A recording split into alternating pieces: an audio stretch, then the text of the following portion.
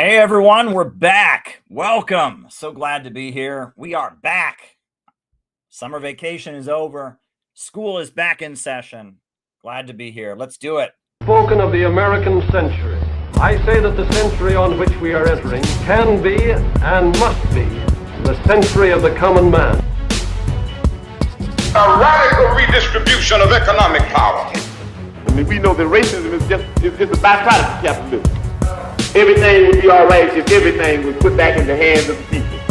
We need a government that will make sure Americans are taken care of and organize the economy to serve the people, not the profits of a wealthy few. We now have the techniques and the resources to get rid of poverty. We got to start getting out there with the people. Get out of the movement and get to the masses. We need a government of action.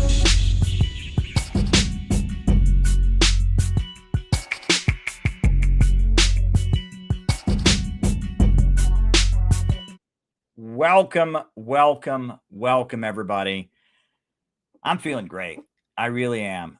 We just had an amazing convention of CPI, and I mean, I have got so much video to edit. I mean, you ain't seen nothing yet, and we have such a great group of people. The Center for Political Innovation is the future, and I am in awe of what happened in early July. I really am. And shout out to everyone who was there, including the great David Fox from Australia, and everyone who was there. We just had a great time, and you have not even seen the half of it. We got so much video.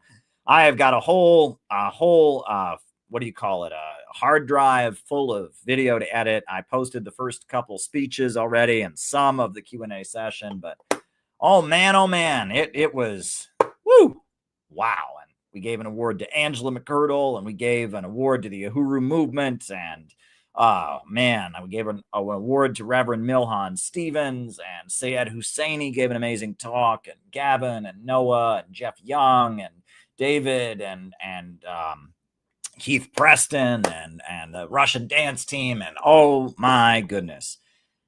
It was really great, and I could ramble about that all night, but there'll be video to come out. You'll see more videos soon. So glad that you all are here. These live streams are going to follow the same format that we have always used. We are right now broadcasting on YouTube, on Rumble, and on Facebook. If you're watching on YouTube, if you would like to send me a super chat, you can't do it via YouTube because they have demonetized us. So you can send me a Cash App to Caleb Maupin 22. Now, if you're watching on Rumble, easy. Just send me a Rumble rant. These are the two ways to send your questions for the second half of the show. First, I give my opening remarks. Then from there, I do the roll call where I answer your questions, call you all out as I see you, names and locations, and then I answer questions for the remainder of the night. That is the second half of the show, is me answering your questions. So send your questions while the night is young. Give me plenty to talk about in the second half of our show. In terms of announcements, stay tuned for a lot of video from the convention. Also, tomorrow morning, I'll be missing church because I will be speaking on a web panel with Matthew Arrett, an anti-imperialist activist of Canada. He invited me on a web panel to discuss the future of the world economy, etc. So that'll be tomorrow at 11 a.m. Eastern. So tune in for that. That's going to be cool. And a lot is going on. Join the Center for Political Innovation, cpiusa.org. We are doing amazing stuff. And we always need more members. And if you want to get involved, the first step is to go to our website and join. But yeah, great things are happening. I am so happy to be here. So happy to be here tonight, and I am going to talk with you all about a topic that might surprise you. But before I get to that, quick reminder, the way we do things on this channel is first I give my opening remarks, and my opening remarks are then followed by a roll call where I call you all out as I see you, names and locations. And then from there, I answer your questions for the remainder of the show. So if there is something you would like me to answer in the second half of the show, questions can be sent via Rumble Rants on the Rumble or to Caleb Maupin 22 on the Cash App. ways that I can receive your questions. So please send me something to talk about in the second half of the show. That is my humble request for all of you that are watching this live. And now I am going to get into the opening remarks for tonight. Think of some good questions to send me.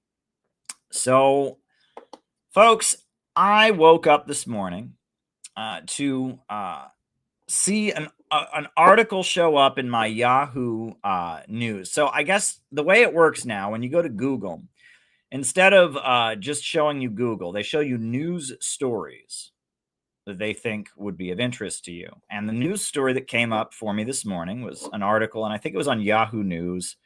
It was one of those mainstream outlets. And it was all about how there is a new trend of young Americans, young people in America, self-identifying as narcissists.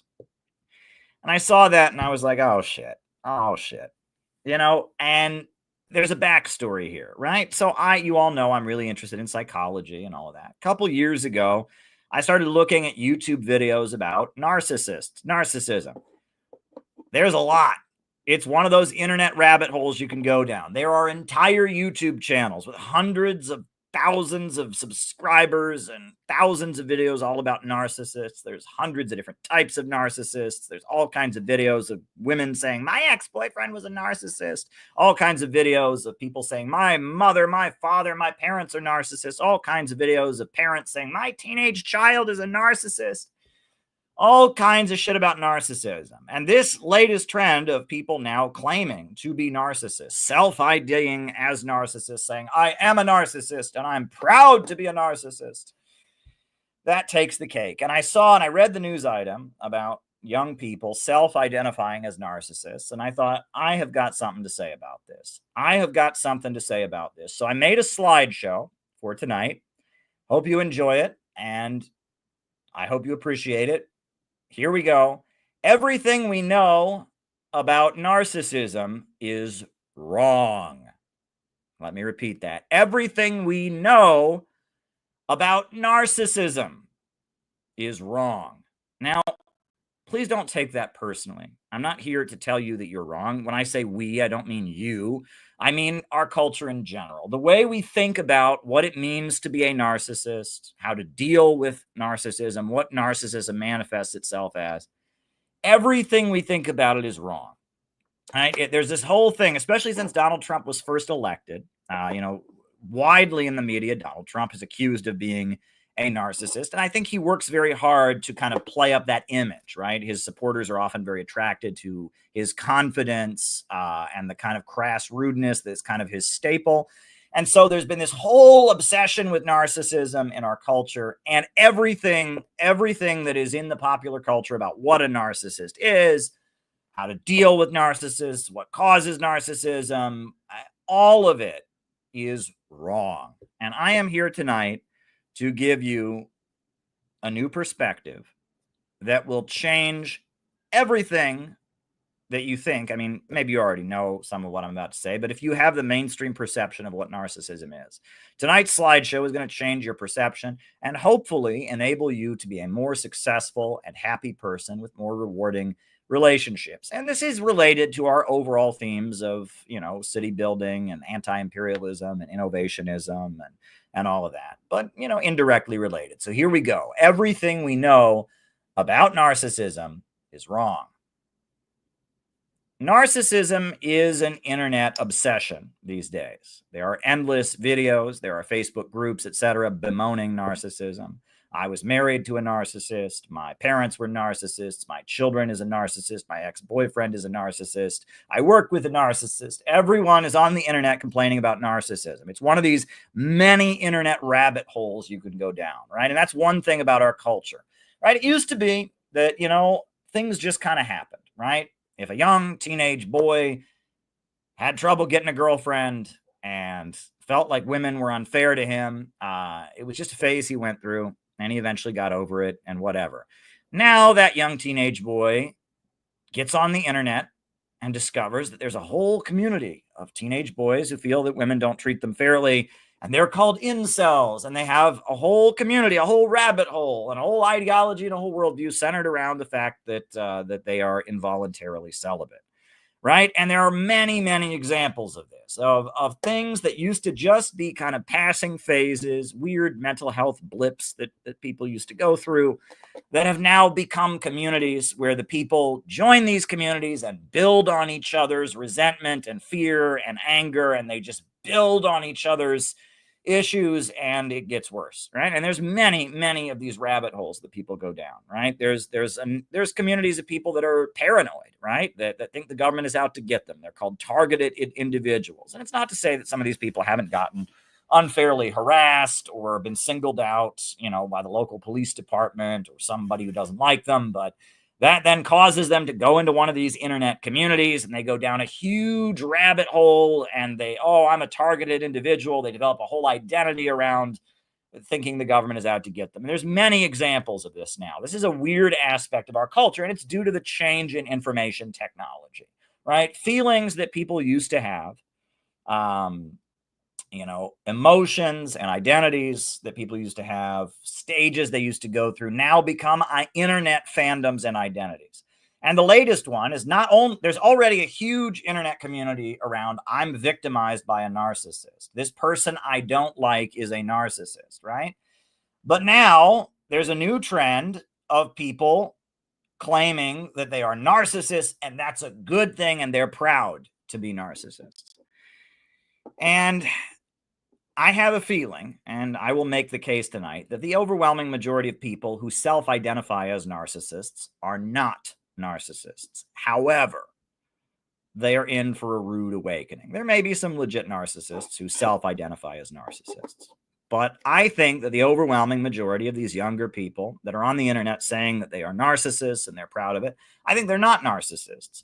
However, they are going to be going out into the world with a very, very bad, set of advice and a very, very bad model to live by. And they're in for a rude awakening. But I don't think they're really narcissists. But I understand why they would think they are. And I understand why our culture is so weird. And we just need to just take this narcissism thing head on. What is narcissism, etc. So all of this, the obsession with narcissists on the internet, the books about narcissism, all of this is based on a fundamental misunderstanding of what narcissism is, where it comes from, etc.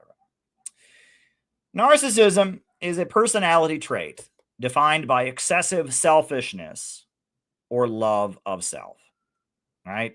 Generally, it is described by the psychological community as narcissistic personality disorder.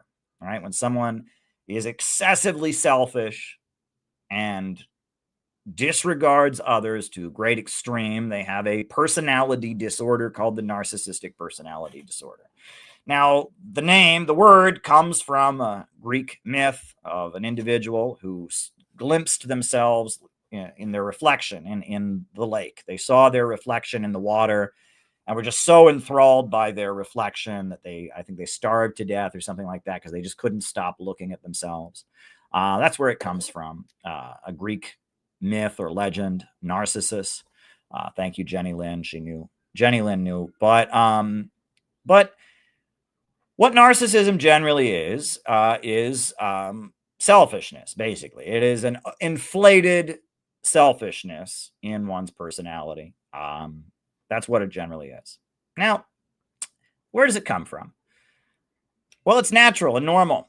An infant is a total narcissist. If you were ever a baby, you were a narcissist when you were a baby. And you can think I was not a narcissist when I was a baby. I was empathetic and caring as a baby. Well, you might tell yourself that. Even Mother Teresa, even Dr. Martin Luther King Jr., even Jesus Christ himself, every baby was a narcissist. It makes total sense for a baby to be a narcissist. A baby must cry for what it wants. A baby does not have the capacity, neurologically to be aware of other people's full humanity.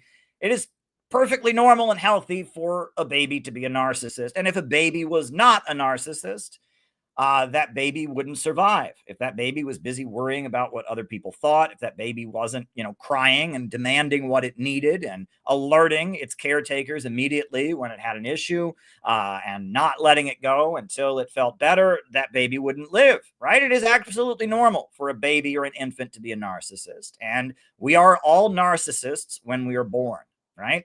A baby will die if it is not taken care of, right? And when you are born, when you are an infant, you rely on your parent, your mother, your caretaker for everything. And you are very demanding of that caretaker, and you make your demands without any concern for that caretaker or anybody else. It is perfectly normal. However, as we grow up, we gradually become less selfish, and we attach to other people, and we become aware of other people's needs. We develop more patience and more empathy.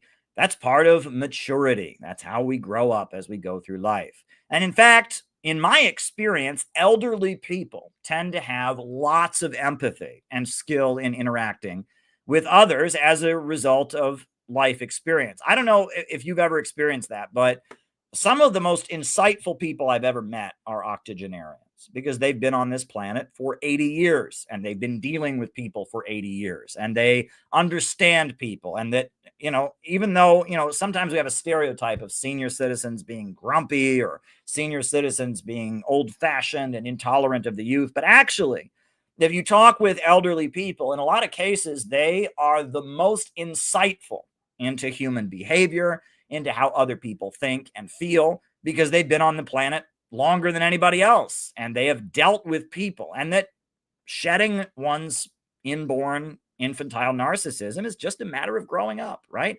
As you grow up, you are less narcissistic, right? When you are an infant, you're completely narcissistic, and as you grow up, you become less and less narcissistic. That is just the basic human experience. Now, people with an unhealthy level of narcissism have it because something went wrong in the process of development. Rather than naturally becoming more empathetic as they got older, their development and their ability to connect with others was frozen or slowed down.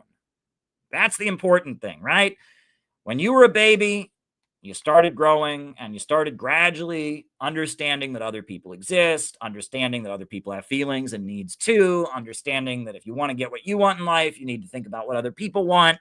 And you gradually started maturing as you went along, and so did everybody else. But for those people that have narcissistic personality disorder or an unhealthy level of selfishness or narcissism, what happened is that for some reason, their ability to grow up and become less narcissistic slowed down or froze or stopped, right? They stopped growing up on an emotional level. They stopped maturing. And as a result, they tend to act like overgrown children. They throw fits if they don't get their way. They don't notice that other people exist and have needs and wants, etc. And that's really what defines narcissism. Narcissists are people who they just don't seem to understand that other people exist, that other people have needs, that it's not all about them. Their own needs, wants, feelings, need for validation overrides everyone else. If they don't get their way, they can be very obnoxious and hard to deal with. And when it really gets down to it, narcissists are overgrown children. And some of them blatantly act like it, right? Some of them, you'll be surprised. I mean, you will see adults who throw little baby tantrums and stamp their feet, but not always, right? Sometimes they conceal their childishness in more adult ways. They don't scream and yell like a 2-year-old, but they become very vengeful and spiteful, etc. But on an emotional level, it's the same thing, right? And it's just that their emotional and interpersonal development has been frozen at a certain stage. And they, as a result, have become rather childish in their emotions, rather selfish, rather inconsiderate of other people, etc. Now, contemporary discourse on narcissism is missing a number of key points, and that's what tonight's slideshow is going to focus on. The first point: Narcissistic people tend to take great offense at other people asserting their needs. They view other people existing as an affront to them somehow. Narcissists generally explain this outrage at others existing by accusing them of being a narcissist. And this is what makes it so ironic that there are all these Facebook groups and YouTube videos. Oh, my friend's a narcissist. My ex-boyfriend's a narcissist. My ex-girlfriend's a narcissist.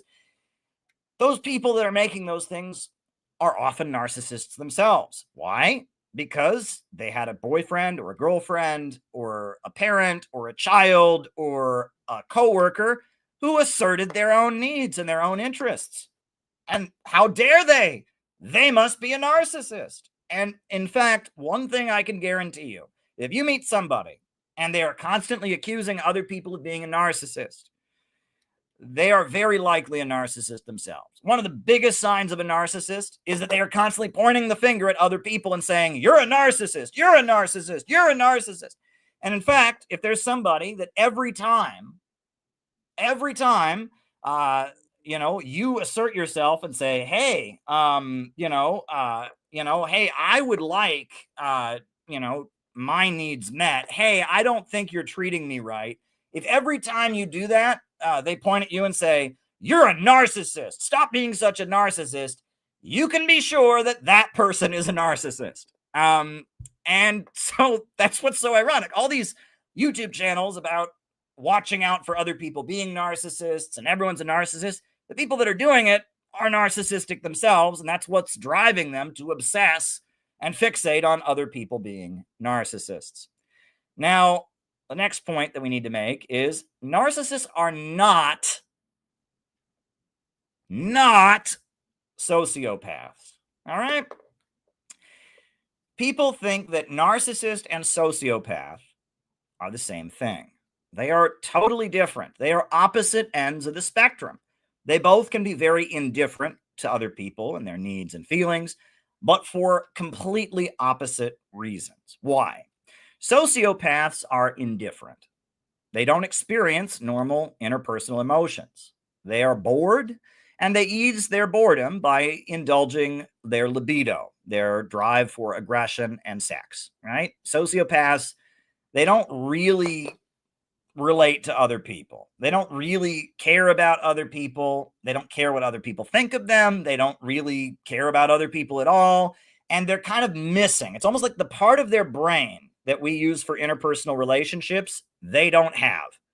And so other people are just kind of like, who cares? Doesn't matter to them. And because they're missing all the stimulation that we get from being friends with this person or fighting with this person, because that's just not there in their mind, they're bored all the time.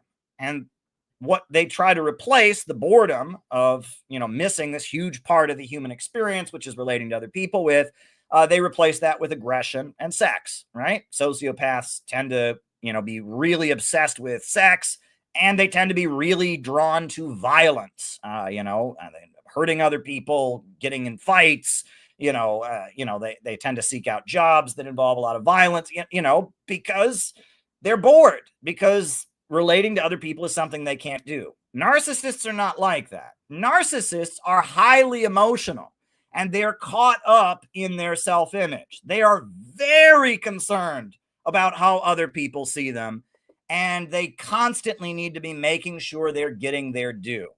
Sociopaths don't give a shit if they get validated or not. Narcissists, on the other hand, they need constant validation. They need everyone to be in awe of them. They need everyone to be rewarding them constantly. They need everyone to be telling them how great they are. They need to be the center of attention. They need all that. Sociopaths don't need any of that. Sociopaths don't give a shit, and they're bored, and they deal with their boredom with sex and violence. And these are two completely different mindsets. Yes, both of them can be very nasty people sometimes. Both of them can be very, very mean-spirited and harmful and do mean, nasty things, but they do them for completely different reasons. And you have to understand this point, right? People use the word narcissist and the word sociopath interchangeably, and that is a complete misunderstanding of the term. And that's one of the biggest misconceptions. The reason, and this is what it really gets down to, what people who talk about narcissism do not understand is that there is a such thing as a healthy level of narcissism. You must think highly of yourself in order to do good. And self-esteem prevents us from harming other people, doing wrong. Healthy narcissism says, I am too good to do this. This kind of behavior is below me, and I want to see myself as the good guy. The narcissist needs to see themselves as the good guy, desperately, right? They need constant reassurance that they are good, they are amazing, they're exceptional, and they're desperate to get that reassurance. And a lot of people that are unhealthy in other ways don't have that at all. And some of the most nasty people out there, sociopaths and others, are not narcissists because they don't care about being the good guy. They don't care if they're the bad guy. They don't care if they're doing something that most of humanity would view as mean and nasty and cruel. They just don't care, right? Narcissism is self-esteem, right? And healthy narcissism, holding yourself to high standards, saying, I'm not going to do that. Am I going to be the kind of person that robs somebody? Am I going to be the kind of person that steals coins from a blind man's cup? Am I going to be the kind of person that, that is rude and nasty and nobody at work like? I mean, some level of narcissism is necessary in order to be a good person. If you didn't have at least some narcissism, you would have no desire to be good. You would have no desire for other people to like you, right? And that is what people are missing, right? And that sociopaths have no narcissism whatsoever. Narcissists, on the other hand, are on the extreme end of the spectrum, right? They are so obsessed with what other people think and getting that constant validation, and that's what people are missing. Narcissists must see themselves as the good guy. They often distort reality and lie to themselves in order to keep believing this. But they must see themselves as good, and they seek constant validation from this world. That is what drives narcissists more than anything. They need validation. Whereas sociopaths are indifferent to how others see them. They have no desire to see themselves as good. No amount of cruelty or immoral behavior bothers them at all. They have no healthy narcissism, and they hold themselves to no ethical or moral standards. Now, one thing, and this is very important, is that one of the most common forms of narcissism is what is called deflated narcissism. And in fact, I think that deflated narcissism might be more common than classical narcissism. The reason that it is not as noticeable is because it's something they keep to themselves usually, right? The classical narcissist is very confident, very boastful, very obsessed with running to the spotlight, but they have what they call deflated narcissists. And deflated narcissists, they are completely selfish. They can't identify with other people, but they lack the confidence that classical narcissists have. Instead, they hide in victimhood. They see themselves as the most important. They ignore the needs of others, and they don't understand other people's motivations, but they lack the confidence to assert themselves in the more classical way that narcissists do. They develop a kind of victim complex, and they hide behind it. They don't assert their needs. They don't stand up for what they believe, and they hide in their victimhood. In their mind, everyone else is a selfish person, and I'm the only good one. I am the victim because I'm good. I don't get my way because I'm not a narcissist like everyone else. People who do get their way are bad people. People who accomplish what I don't have the confidence to accomplish are just bad people. They're narcissists. This is really common. This is really, really common. I have known many people like this who they're narcissistic, not in the sense that they're going around boasting and achieving, but that they're very envious and bitter of people who do, and they don't fight and stand up for what they believe. And if they have a need, They don't assert it. And they just kind of go through life in this bitter place of, oh boy, everyone else is a big selfish bully, but I'm good and I get walked all over, and they just hide in this place of victimhood. It is a form of narcissism. It is. And those people can be very nasty, and they can be very vengeful, and they can hurt other people, but it doesn't manifest itself in the same way. And I think this is actually much more common. These are narcissists that to some degree or other have been broken. Or have been bullied, or have been very badly abused, right? And it more accompanies depression. I think a lot of narcissists go through a kind of a manic depressive style where they're very explosive and active, and then and then they're down. And this kind of narcissist, the deflated narcissist, is a depressed person, and their depression is they're not relating to other people. They're not relating to other people. They're not connecting with other people. The world is just full of big, mean, selfish people who don't care about them. They don't have serious interactions with other people. They're good. They're a poor, good person, and the rest of the world are just a bunch of big meanies, and they want to hide in it. That is a form of narcissism. That is a really common form of narcissism. And people don't think of that as being narcissism, but it is narcissism, because in their minds, they're the only good one. In their minds, they can do no wrong. In their minds, other people can't have serious needs or real motivations. They're all just big meanies hogging the spotlight from them.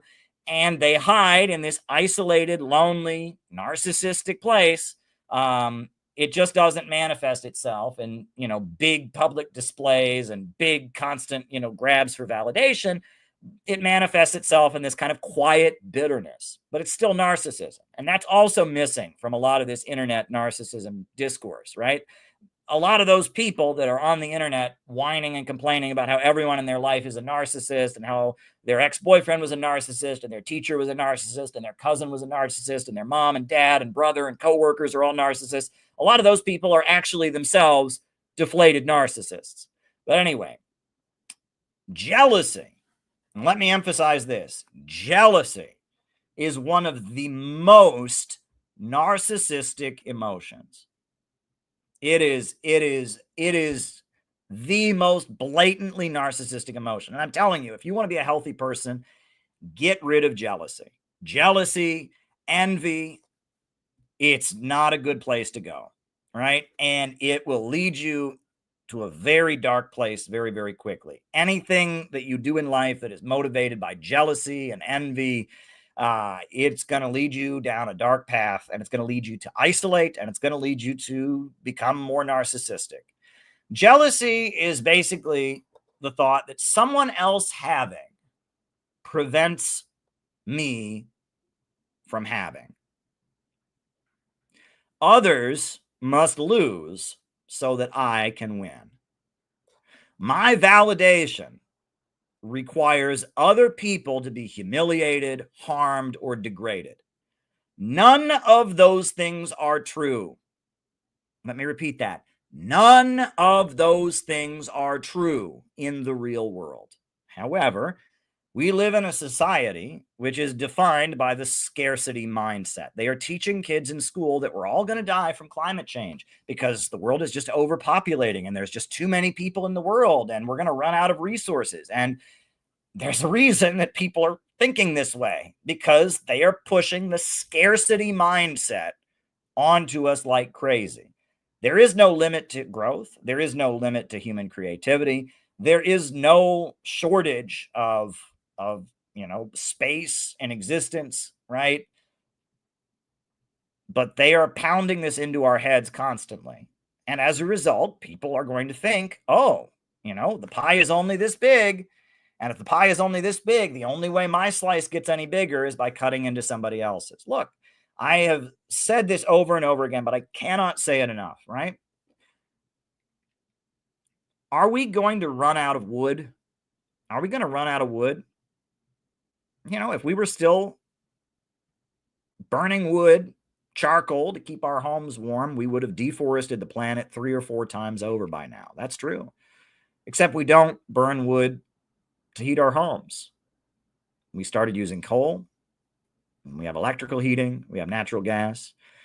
And did we run out of oil in 1992, like the book The Limits to Growth, published by the Club of Rome, said we were going to? Did we run out of oil in 1992? No. If we had still been extracting oil in the same way, we would have, except we developed deep sea drilling, we developed hydraulic fracking, and now there's plenty more oil to come. And, if we just keep burning fossil fuels until the end of time, we may eventually run out of them. However, human beings have already invented nuclear power, and fusion energy research is in the works, and human beings are constantly reinventing our relationship with nature. And that is the important thing to remember. From the time of hunter-gatherer civilization to the dawn of agriculture to the Industrial Revolution to the computer revolution and AI, our relationship with nature has never been stagnant. And the only way there is a limit to growth is if you assume that our relationship with nature is always going to be the same. And yes, if we stay on fossil fuels until the end of time, we will eventually run out of fossil fuels. But that is not the nature of humanity. Just like we didn't stay on burning charcoal until the end of time, we moved to a higher fuel source. And you cannot repeat this point enough.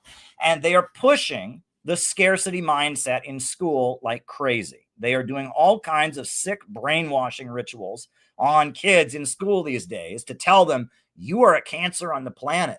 There's too many people. These kids are having climate anxiety. They're just pounding into their heads the scarcity mindset.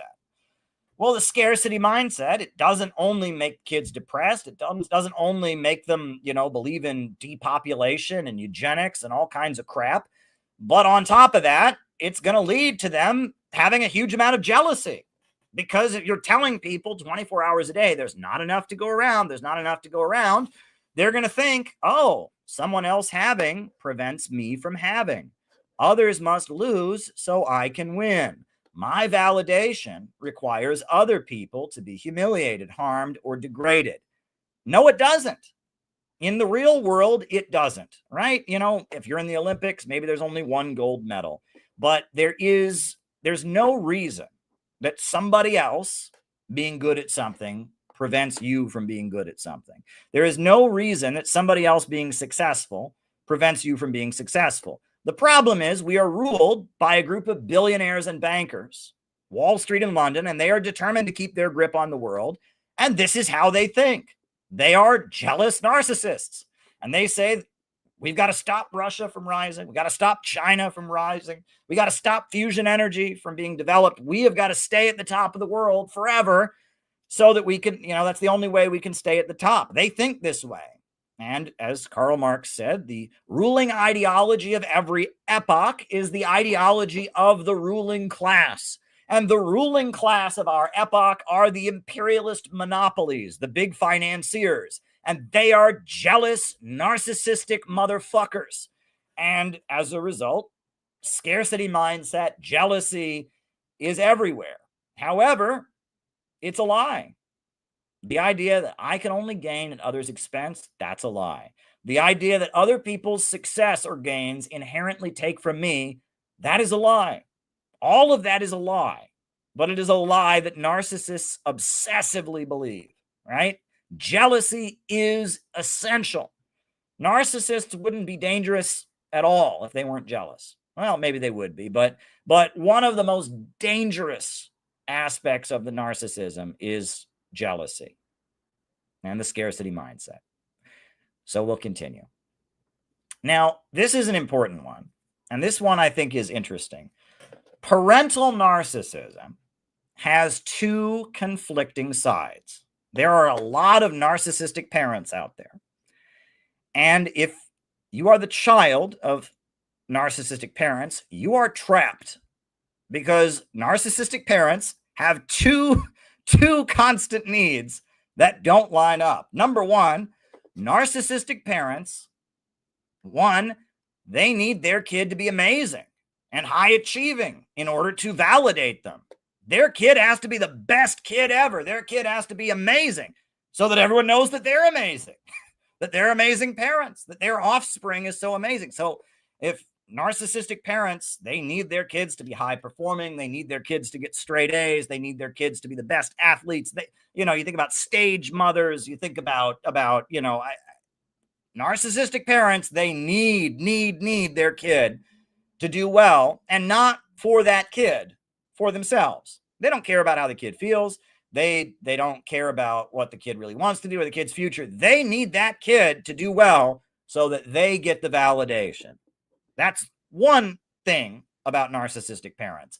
On the other hand, and this is where it gets really messy, at the same time, they want their kid to be amazing. Their kid has to be the best. Their kid has to be the most high achieving. Number two, their kid having confidence, self-esteem, or pride in their accomplishments is a big threat. The narcissistic parent, if their kid is feeling proud of themselves, if their kid is feeling like they've done a good job, if their kid is having good self-esteem, that's taking away something from them. So the narcissistic parent puts their child into a trap. On the one hand, their child must be the best. On the other hand, their child must not feel good about themselves. And their child is going, what am I supposed to do? I have to be the best under all circumstances, but I'm not allowed to feel good about myself. The second that I say, wow, I did a good job, the parent tears them down. So if you have a narcissistic parent, the parent is constantly giving two contradictory commands. One, you must be the best, and if you're not the best, I'm going to punish you and I hate you. And you better not like yourself, and you better not think you're the best, and you better not be proud of anything you do, because if you do that, I'm going to punish you. And the kid is they can't win, right? If they actually achieve the good things that their parent is driving them to achieve, the parent is going to see them as arrogant, and it's going to tear them down. But if they don't achieve it, the parent is going to say, oh, you're not winning the validation that I'm supposed to get. So children of narcissistic parents, they can't win. And this is a trap that a lot of people in my generation, I have seen so many people who have narcissistic parents who fall into this trap. They can't win. They are never good enough for their parent. Nothing they do is ever good enough to satisfy their narcissistic parent. And on top of that, they're not allowed to ever feel good about any accomplishment they've ever had. They're not allowed to feel confident. They're not allowed to feel proud. They're never allowed to actually be proud of what they do, right? And that's a trap that narcissistic parents put their children in. They are never good enough and must always strive to do better, to give the parent validation, and they must never be proud of themselves or feel confident, as this is a threat to the narcissistic parent, right? And the new trend of self-identified narcissists, I think what this is, right, is these are the children of narcissistic parents. They have parents that are constantly saying, go out, you must achieve in order to validate me. And every time that child is showing pride in themselves, feeling confident, that parent then tears them down and calls them a narcissist. And it looks to me that these self-ID'd narcissists, these are kids saying, fine, I am a narcissist. That's what it is. And that gets me to the fact that there is a huge amount of literature out there claiming that narcissists are highly successful. And, there's the Ayn Rand, her whole set of writings is be a narcissist. That's how to get ahead in this world. Narcissists are amazing, right? And they tell us Donald Trump is a narcissist. They tell us Elon Musk is a narcissist. They're constantly telling us that successful people are narcissists. And so if you throw into the binder that we're now getting the message from society that, oh, if you want to be successful, you need to be a narcissist. If the parent is constantly driving them to be successful, but then on top of that constantly tears them down and says, you're a narcissist, you're a narcissist, you're a narcissist, eventually the child is going to say, you know what? I guess I'm a narcissist. And they're going to find an Ayn Rand book, and they're going to find some self-help book, and they're going to say, I am a narcissist. I'm going to dare to be selfish. I'm going to have the virtue of selfishness. Well, they're in for a rude awakening, because most narcissists are total failures.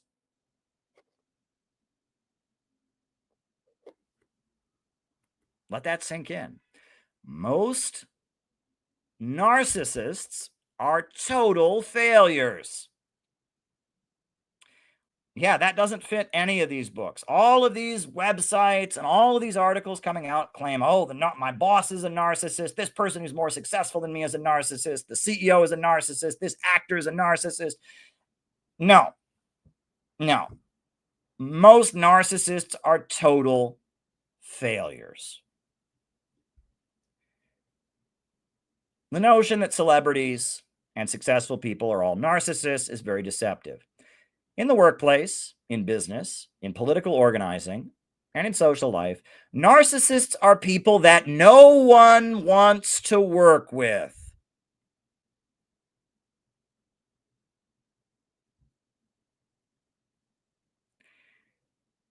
Narcissists are rude, self-centered, they get easily offended, they throw fits if they don't get what they want, etc. Nobody wants to work with a narcissist. Nobody wants to do business with a narcissist. No one wants to be in the political organization of a narcissist. Nobody wants to be friends with a narcissist. Narcissists are generally unpleasant to be around. Nobody wants to work with a narcissist. So this idea that, oh, well, I'm going to become a narcissist so I can become rich. I'm going to become a narcissist so I can be a famous actor. I'm going to become a narcissist to advance my career. No. You become a narcissist, everyone will hate you. You become a narcissist, you're going to annoy the shit out of other people. And I'll be honest, some of the most unsuccessful, unhappy people I've met are narcissists. The kind of person, you sit down with them and you can't get a word out of your mouth. You know, you start a sentence and they cut you off to tell you, oh, and I know this, right? They're so insecure, they've got to show you how smart they are. They won't even let you get a sentence out of their mouth before they cut you off to let you know they already know something. The person who is just constantly relating it back to them, right? You know, you tell them about a hardship that you've had in your life and they cut you off immediately and start talking about something that happened with them. They can't relate to you at all. Narcissists are not fun to be around. They're unpleasant. They're assholes. Right? And this notion, look, I know that Donald Trump's persona is narcissistic, his tweets, etc. But that said, people that I have interacted with who have met Donald Trump have said that when they met him, he let them talk the whole time. He listened to them the whole time. You know, and that, I mean, Donald Trump, I've heard different things, but to be honest, I doubt he would be able to be as successful as he has been in life, love him or hate him, if everyone who encountered him thought, what an asshole, right? I mean, generally to be, moderately successful in business, to maintain some level of popularity, people have to like you. And nobody likes narcissists. Narcissists are really stressful to be around. Being around a narcissist wears you out. It is emotionally exhausting, right? Narcissists are people who make you feel like you have to walk on eggshells, right? You have to walk on eggshells around a narcissist because if you say the wrong thing, they're going to get their vanity is going to be hurt and there's going to be hell to pay, right? A narcissist is somebody who never lets you get a word in edgewise. They're constantly just constantly wanting their due. A narcissist is someone who makes you very afraid to be around because if everything doesn't go their way, they're going to throw a fit and yell and become vengeful and hateful. People don't like to deal with narcissists. And as a result, they don't tend to do business with them. They don't tend to join political organizations with them. They don't tend to be friends with them. And most narcissists are highly, highly unsuccessful. Now, there is one exception. Which is if someone's already very, very rich and very well positioned, their narcissism may not be a barrier to their success. It may be, right? If someone's already super rich and they're already rich and they're already, they're already in a good spot or whatever, their desire for validation might motivate them to go out and do things, right? You know, there's a lot of rich people who are narcissistic, who they're already rich, but they start a charity because they want everyone to go, oh, what a nice person they are. And doing that charity might get them attention in the media, and it might actually help advance them, right? Because they've got that desire for validation. You know, it might be that someone's from a very, very wealthy family, you know, and they're already well positioned, but they want to be internet famous. So they set up a YouTube channel, and that drive to have lots of people watching them and liking them, that, you know, inspires them to work harder to achieve their goal.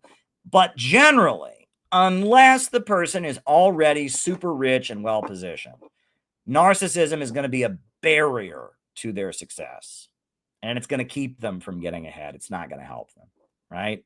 If everyone you meet experiences you as a self-important, selfish asshole who's not interested in you, who is constantly getting offended and getting their ego, their vanity hurt, and if everyone you meet experiences you that way, people are not going to want to be around you. So there you go.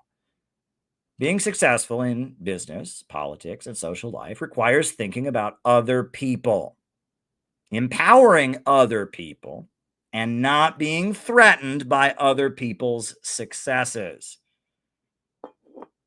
And that's something narcissists can't do. Being successful requires finding ways to benefit from the success of others, not being jealous or threatened by it, right? If you're starting a company, you need skilled, good people to work for your company. And you need those skilled, good people to go out and do good things and accomplish things for the good of your company. And narcissists can't handle that. They have to be the center of attention. No one's allowed to be good except them. They get jealous if anybody else, and they're not going to be very successful, right? One key thing that gets in narcissists' way is that they can never let anybody else achieve. They can never benefit from anyone else's success. Everyone else's success is somehow an affront to them. Everyone else's achievement is somehow a sign that they are being attacked, that they're being pushed out of the spotlight. And that's just not a recipe for success. If you are going to succeed in business, in politics, in life in general, you need to have people around you who are successful, and you need to find a way to ride their success, right? I mean, that's just how these things work. You cannot have the main character syndrome that narcissists all have if you want to be successful. Right. If you cannot ride someone else's coattails, if you cannot, be a boat that rises because the rising tide that raises all boats, it's going to be very hard to get ahead. Right. If you cannot ever find win-win, if you cannot ever find mutual benefit, if it's always you or them, it's going to be them and it's not going to be you. Right. And that's one thing that really gets in narcissists' way is they cannot benefit from other people's success. Right. They just can't. Other people's success is always a threat to them. The scarcity mindset.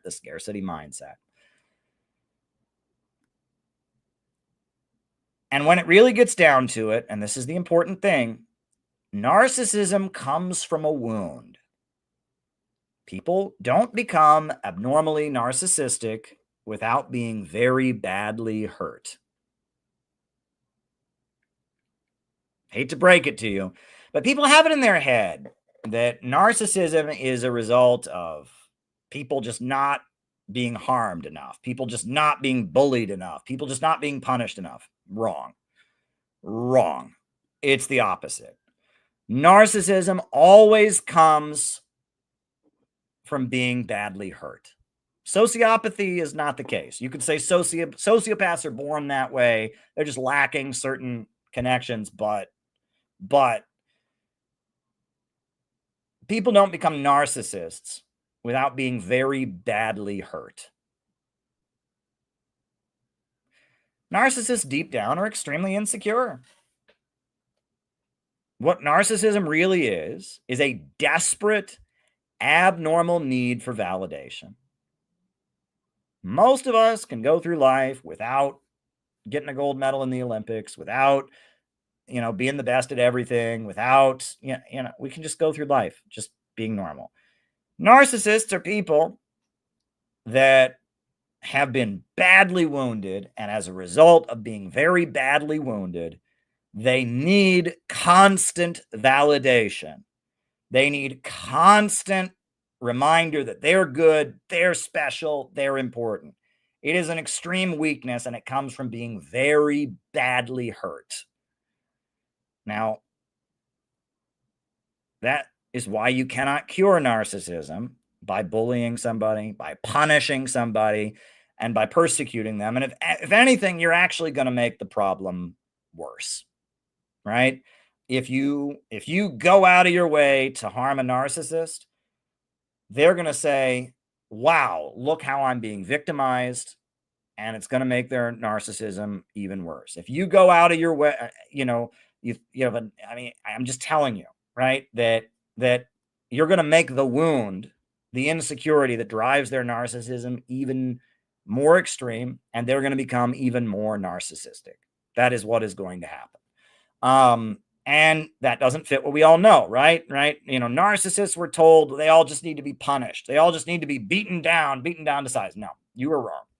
You are absolutely wrong about that. And that doesn't mean you shouldn't defend yourself, right?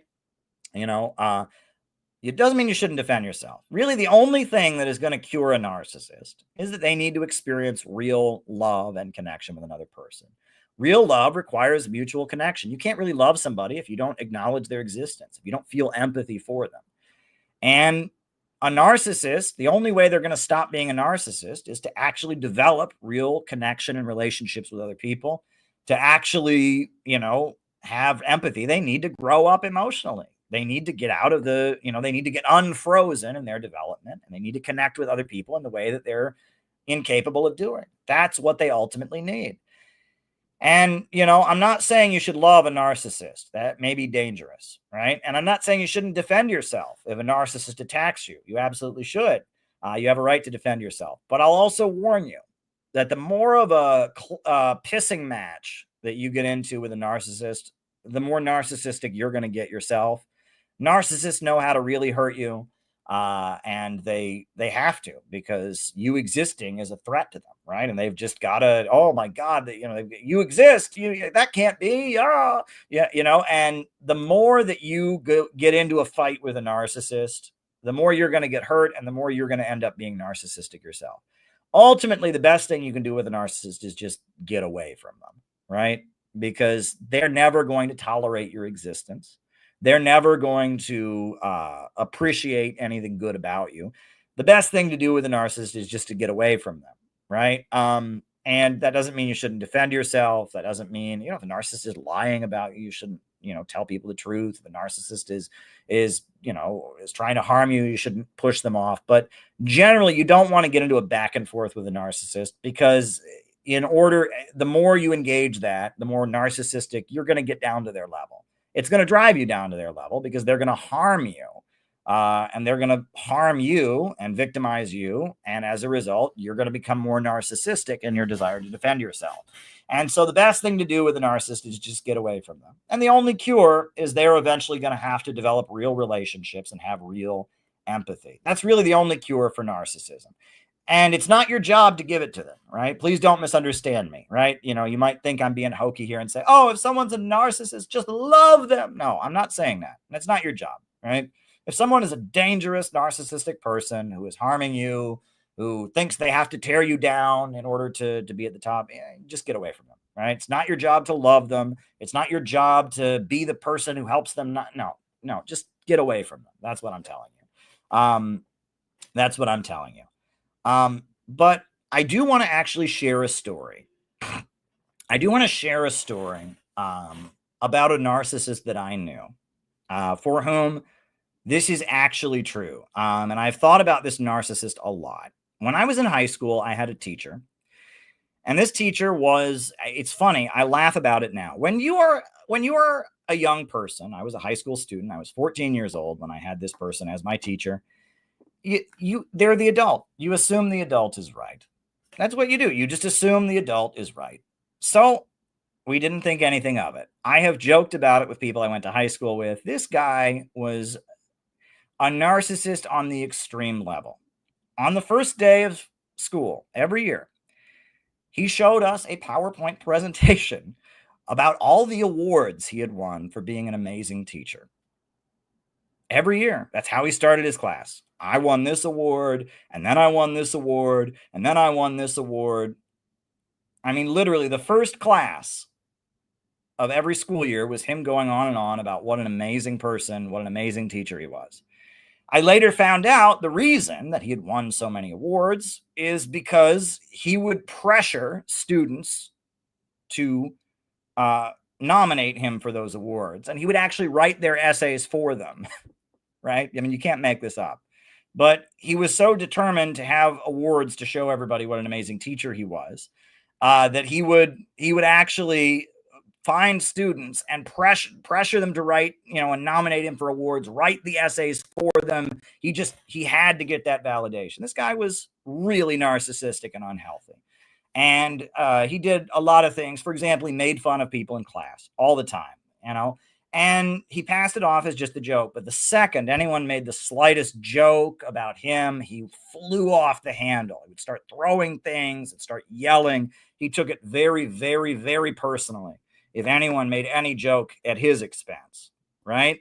One instance that I remember with this guy was that I guess something happened. There was a student in his class, or in one of his classes. He gave them detention for some reason. I don't know why. And like later that day, they were in the hallway talking to another student. And they said, yeah, I can't believe I just got this detention. And he overheard this. And he made a scene in the hallway and started yelling, if you think your detention's unfair, you come talk to me about it. You don't go complaining to other people about that. And just made a big scene in the hallway, just started yelling because he overheard this other kid complaining to another kid that he got a detention from a teacher, right? That somebody might not see him as the good guy. Right? This guy was bonkers. This guy was narcissistic on a level that I have not seen, honestly, right? And it's funny when you're a high school kid, he's just a teacher at your school, right? Whatever, that's the way he acts. I look back on that now and I think that guy was a really bad example, right? I mean, I would not want to work with somebody who act that way. I would not. I mean, that person he was really emotionally immature. He needed everyone to be constantly validating him. He needed other people, he needed to tear other people down. He was very insecure. He needed to be thought of as the good guy in all situations. And not surprising, this guy was a Malthusian like you wouldn't believe. And he was constantly talking about overpopulation, right? And constantly going on about how there's too many people in the world, overpopulation. He subtly, I believe at one point, he was subtly hinting that he might believe in eugenics or something like that. He was just obsessive about Malthusianism, right? And he passed it off as, environmental stuff, but he was an obsessive Malthusian. Well, that makes sense, right? That's where this mindset comes from, right? There's too many people in the world, right? There's too many people and they're all an affront to me, right? All these people are taking the spotlight away from me. This guy was very narcissistic. And this guy was not a deflated narcissist. He was a teacher and he was a classical narcissist. He loved to talk, right? He loved to talk about himself. He loved to talk about all his achievements, etc. And that's what brings me to this point about narcissism comes from a wound. Narcissism comes from a wound because this guy told this story to our classes. I think I heard this story sitting in the classroom from him at least 3 times. And the fact that this man told us this on 3 or 4 different occasions, he felt a need to just tell the class this story from his childhood. And he told us all about how when he was 2 years old, right? He was 2 years old and he was in the bathroom and he found a bath brush. And so he thought he would wash the walls. And so he dipped the bath brush in the toilet and was washing the walls as a 2-year-old kid. And his mother came in and saw him, and she took the bath brush and beat the crap out of him with it. And he must have told us that story 5, 6 times. Almost every person who was in his class heard that story from him. And he would tell them, oh, yeah, and I was washing the walls with water from the toilet, and my mother came in there and she took that bash brush and she beat the crap out of me. And he would tell that over and over again, almost like he was trying to reassure himself that somehow that had been okay, right? And he just felt a need to tell us about what was obviously a very, very traumatic childhood experience, right? I mean, obviously, that experience had been very, very traumatic for him. But he felt a need to talk about that experience over and over and over again.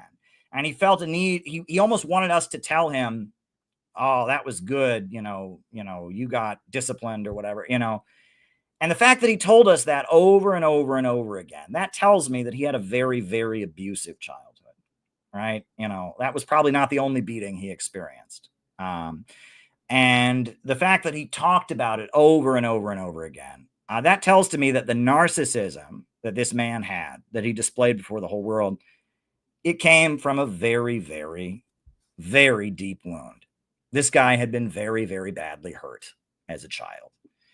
And that was why he had grown up into this crazy narcissistic teacher who, felt a need to tear down 14-year-olds in order to prove his self-esteem, who started out every class with a slideshow about all the awards he had won, right? That's what it was. I mean, this guy was very, very badly wounded. And so that's what narcissism is, right? And the fact that these young people are self-IDing as narcissists, they're not narcissists. They're not narcissists. They're young people who want to be successful, and they're young people who likely have had a parent who has accused them of being a narcissist and torn them down for having the big aspirations that the parent has pushed on them. And they're in for a big surprise. They're in for a very big surprise, because in this world, if you act like a narcissist, you are not going to get ahead. If you act like a narcissist, you're not going to be successful. People don't like narcissists. People did not like this teacher I had. People don't like narcissists. And so there you go. That is my presentation for tonight. I hope you found it insightful. I hope you enjoyed it. And let's see. We have a number of Rumble rants, which is good. And on that note, let's do the roll call. So just a reminder, if you have a question for the second half of the program, by all means, please send a super chat via Caleb Oppen 22 on Cash App, or a Rumble rant on the Rumble. That's how we do it. Ryan in Kansas City. Names and locations. Ryan in Kansas City. Anybody else? Names and locations. Ryan in Kansas City. Anybody else? Deha in Seattle.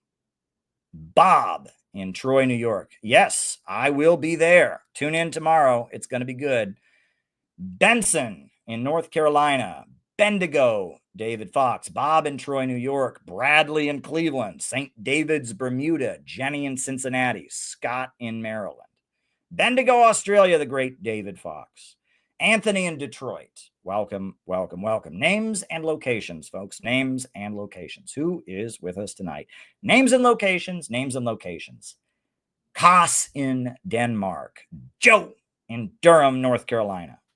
Southern California, Kinkle. Welcome, Kinkle. Good to have you with us. Names and locations. I will call you all out as I see you. Names and locations. Who else is with us tonight? Names and locations. JT24 in Mississippi. Philip High, Brooklyn in the house. Did you hear about Michigan? I heard they're having a big storm out there, right? Is that the latest news, or is there more to it than that? I haven't been watching the news. A random stabbing in a Michigan Walmart. Is that what you're referring to? I'm looking at the news about Michigan. Right? But yeah. Names and location. Lars from Berlin. Rise from Adelaide, Australia. There was a knife attack in Michigan. Yeah. Not good. Mass stabbing in Michigan. Not good. Not good at all. Not good at all. Yep. Not good at all. Wow, my internet has been going in and out a ton. I didn't realize I was 3 minutes behind. Well, that's okay, JT24. You're here, better late than never. Names and locations. Names and locations. Anybody else? Names and locations. Names and locations. Anybody else? Anybody else? Names and locations. Names and locations. Anybody? Anybody else? All right. Well, listen, folks. One thing that I often do on these streams while I'm waiting for you all to send questions, we got 3 Rumble rants already. You can Cash App me if you've got more questions. You know, one of the main things I do on here is I play music. And, you know, there is a piece of music that I have fallen in love with. It is the score to the communist ballet from China, The Red Detachment of Women. Something about this music is amazing. It reminds me of Aaron Copland, you know, the communist composer from the 1930s, 40s, and 50s, who did, you know, Hoedown and the Billy the Kid Suite, and he popularized Simple Gifts. It reminds me of that. And the suite from the ballet Red Detachment of Women, the communist ballet about a group of women communist fighters. They made a 1970s movie about it. The music from that ballet and film, I really love. So while I'm waiting for you all to send more questions as Rumble rants or as Cash App, Caleb Oppen 22 on Cash App, while I'm waiting for you all to send questions, I am going to put on the music from Red Detachment of Women. So send me some questions to answer in the second half of the show. Here we go.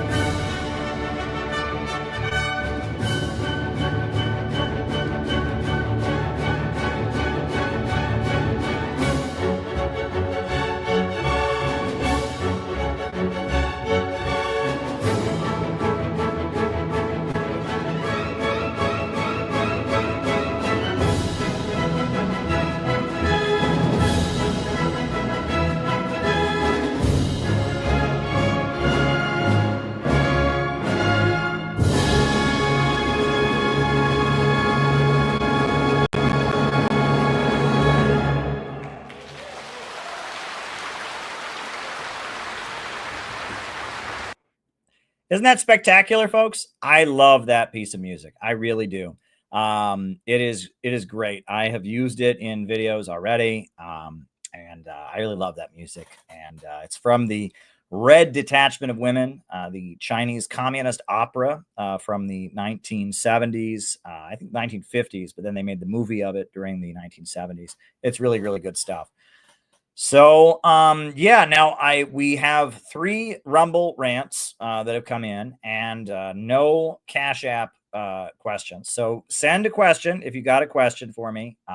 You know, I'm still taking questions. I'll keep taking questions for the rest of the night here. Just so keep sending them in. The first question I've got is a Rumble rant. Leo Messi says, quote, Gen Z loves Hitler memes, hates migrants. Bukele aids Trump migrant camps. How do we fix this rot? Well, I think the Hitler memes, look, you shouldn't make Hitler memes, right? Holocaust jokes are not funny. Jokes about gulags are not funny. Helicopter memes about the way leftists were executed in South America in the 70s and 80s, that's not funny. You know, you shouldn't be joking about other people being murdered. You know, it's generally not something you should be joking about. The reason that young people do, I think there's a couple layers to it, right? First of all, right, when you're fighting with somebody on the internet, it's generally not about convincing the other person. It's this kind of juvenile, like, I'm going to go out of my way to really offend the other person and just shock them with how offensive I can be, right? It's that internet edgelord culture of like, yeah, I'm going to say this. They're almost trolling. They don't even mean what they're saying. And I just, you know, it's obnoxious. And, you know, I take what I do very seriously. As you all are aware, you know, not everyone does, right? Many people do not take this seriously and do not think seriously about what they do. And so they, you know, it's like a game. How, you know, I mean, we've all been there, right? They go out of their way to offend the other person and then make fun of them for being offended. Oh, you're lame for being offended. I mean, it's, you know, it's high school level stupidity, right? And you can do it with Hitler memes. You can do it with gulag memes. You can do it with helicopter memes. You can do it with, I don't know. There's just, you know, there's many ways to do it, but it's like going out of your way to offend people. You know, so that's what I think the Hitler memes are, right? There's probably another layer to the Hitler memes, okay? And I will just say this, right? Again, you can cancel me for saying it. I've been canceled about 1,000,000 times already, so whatever. But, you know, part of it is that Israel justifies everything it does in the name of the Holocaust, right? And that gets a little old after a while, right? People see what's going on in Gaza, and it's like, oh, that's okay because of the Holocaust. And if you disagree, you must secretly be a Hitler admirer. You must secretly hate the Jews. And Israel plays that card endlessly. And what Israel is doing around the world is wildly unpopular. So as a result, there's going to be a cheapening of that card. And, you know, that's not right. The Holocaust is a very serious thing and it shouldn't be cheapened, but that's the reality. The other thing is the woke left calls everyone a Nazi, right? And no, I mean, seriously, that was the argument when I started fighting with BreadTube. I took that on head first in my BreadTube book, BreadTube Serves Imperialism.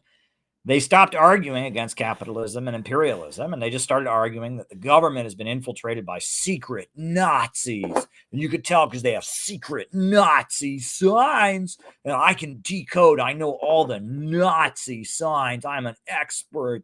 And yeah, a bunch of people in our government are actually secretly white nationalists. And it got really stupid. It got really, really stupid. Instead of actually understanding politics, they wanted to play Da Vinci Code. Right. And it wasn't that capitalism was breaking down. It wasn't that we're in a crisis of Western society. Oh, no, it was just that there's a bunch of secret Nazis. There's a bunch of in the government. And it was they wanted to play Da Vinci Code and figure out all the secret signs. And it was like it was just stupid. You know, it was was like kind of like what the John Birch Society that, thought everyone in the government, including Republican President Dwight Eisenhower, was actually a communist. It was like that, except everyone was a secret Nazi, including leftists who didn't talk their game. Everyone was a secret Nazi, and that got lame as well. So, and now, Hitler is, it's all just a big joke. And it's just, I don't know. It's funny. There's a movie called The Producers that came out. What year did The Producers come out? Mel Brooks, the comedian, he made The Producers, which, I saw in 1967.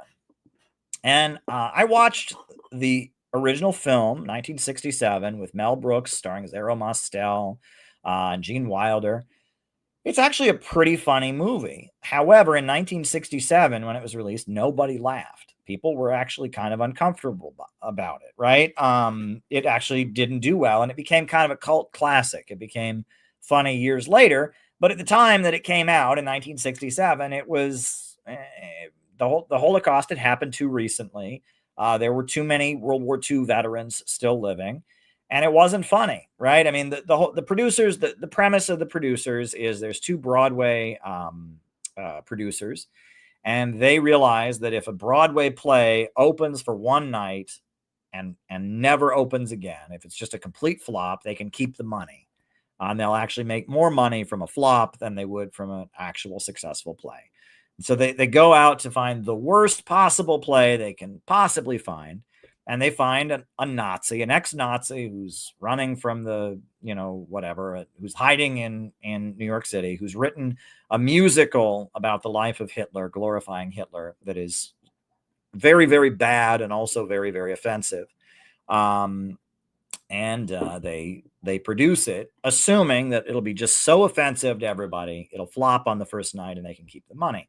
And the name of the musical is Springtime for Hitler. And, it was a movie that Mel Brooks made in 1967, and he made it, and people didn't really find it to be that funny. People were like, this is, the Holocaust and World War II was pretty fresh in people's memory, and it wasn't funny. But, a couple years down the road, people thought it was funny, and it ended up getting more and more, appreciation. They ended up making a Broadway musical version of it that was a big hit on Broadway. And then they made a movie of it with Will Ferrell and a remake of a movie version of the musical, not of the original movie. And it became a big thing, right? Now, the Holocaust is so far in the past, and people have been called Nazis so many times. Everyone's a Nazi, right? Republicans call Democrats Nazis. Democrats call Republican Nazis. Everyone you disagree with is a Nazi. I think Jerry Seinfeld had the soup Nazi on the Seinfeld show in the 90s. And Nazi has become just so ridiculous. It's gotten to the point that it almost doesn't mean anything, right? That because of that, Hitler memes are just something we're going to see. Now, as far as the other thing you asked about Bukele, I used to like Bukele, right? You can find videos where I liked Bukele. He's made a big mistake. That prisons for Trump thing, that was a big, epic mistake. He is hated by everyone south of the U.S. border. Pretty much hates Bukele now, right? Because there's all kinds of innocent people that have been grabbed and ended up there, and now Trump isn't even going to use the place. Now he's got alligator Alcatraz or whatever. That was Bukele.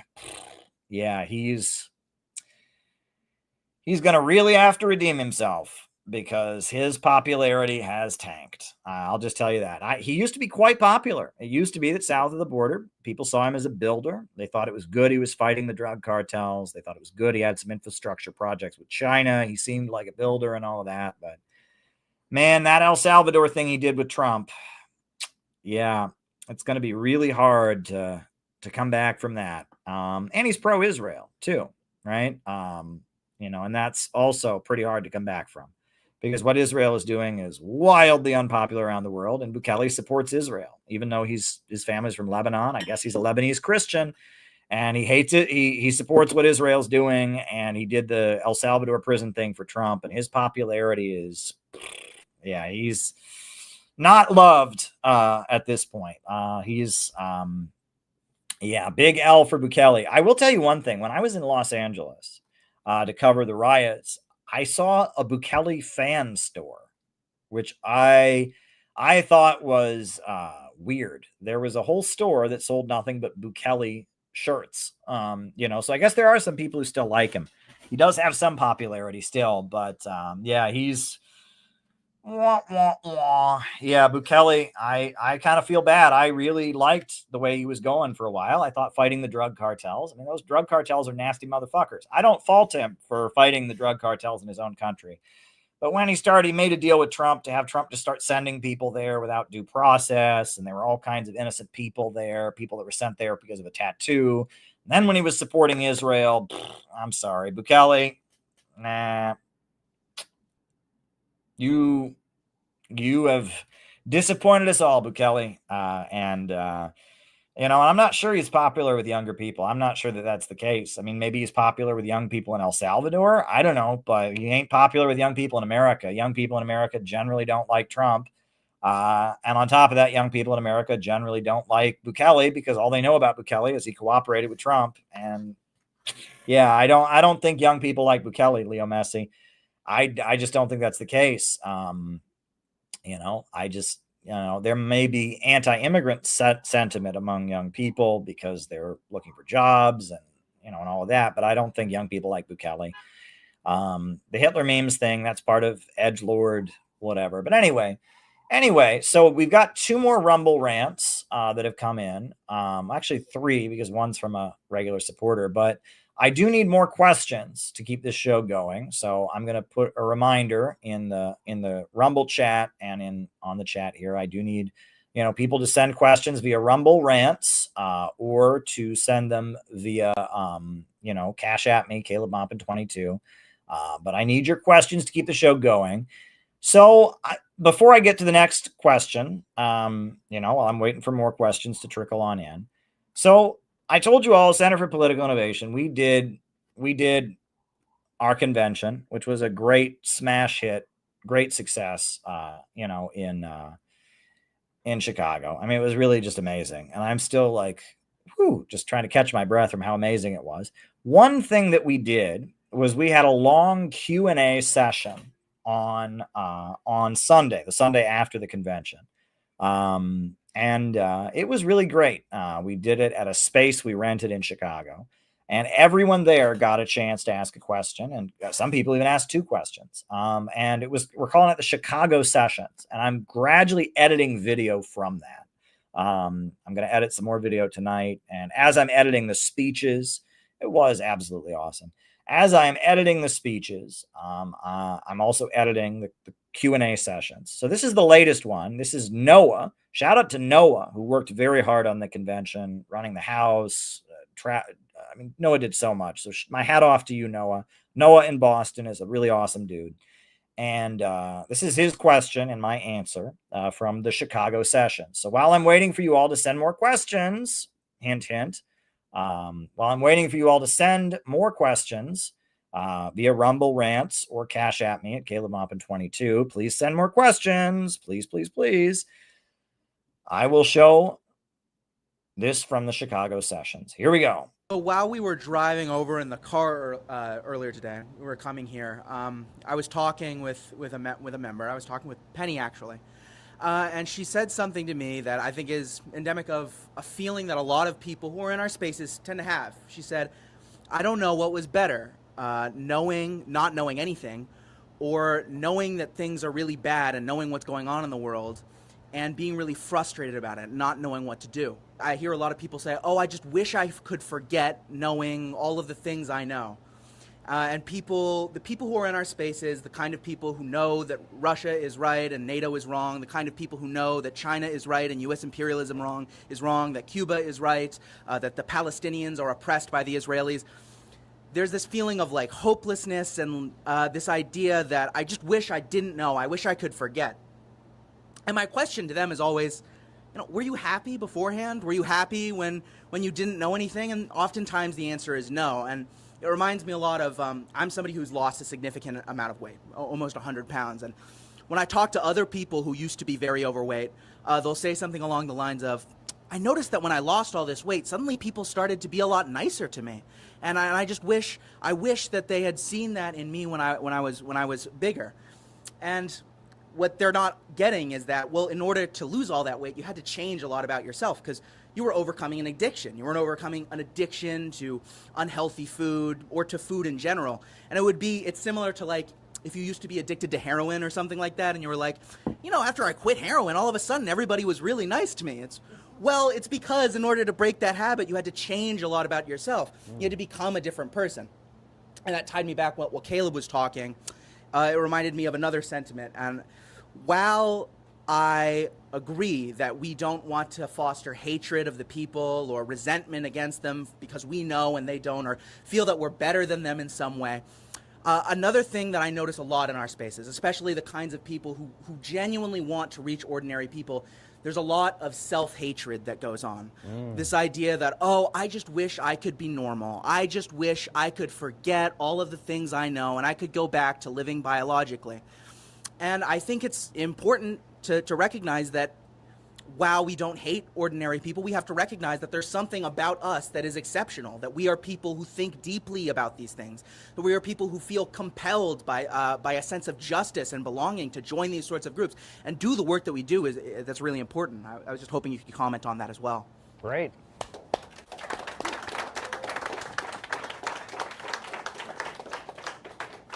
It's interesting because this phrase, living biologically, that we've started using, it was interesting because at one point people were criticizing CPI for using that phrase. It was not anything we ever put into writing. And so after we were pretty harshly criticized for talking about living biologically, we stopped using the phrase, and then there were a number of members who said, actually, that's one of the most brilliant points that we have, is this understanding. So what do we mean when we say living biologically? Because people hear that and they're like, what does that even mean? Well, the weeds in your garden are alive, and a rat is alive, and a monkey's alive, a dog is alive, a pineapple tree is alive, but they're not alive in the human sense. They respond to pain, and they move and respond to pleasure. They kind of move about the world responding to stimulation, but they don't exercise any amount of agency. They don't ask big questions. Why am I here? They don't make big decisions, right? They're not wrangling in the human sense. They're alive biologically, but they're not alive spiritually, right? And that is a point that needs to be made. And a lot of people who've described, a feeling of depression or a feeling of hopelessness, they feel like that is what they're doing. They're going through the motions. They're just kind of going through the motions in life. And it's a painful existence. And we also know that our rulers, the ultra rich, the Malthusians, they believe that human beings are animals. And they would like us to exist only in the biological sense. They would like to reduce us to being rats in their maze in a science experiment. They would like us to just be responding to pain and seeking pleasure. And they would like to keep us from asking big questions. So part of our movement is about pushing people to awaken, to think, and to stop living biologically and to really be alive. And that is a brilliant point that we are making. And it's not that we're superior and all the others are just sheep. It's actually that we have a great gift. In his remarks yesterday, Reverend Milhan liked an analogy that he heard me make. He heard me make when I first came to his church. He watched my live streams a couple of times. He's like, who is this guy who showed up at my church? And he heard me talking about the boulder coming down the mountain, because that's what's going to happen. It is the masses of the people that are the real heroes. The masses in their millions will make history.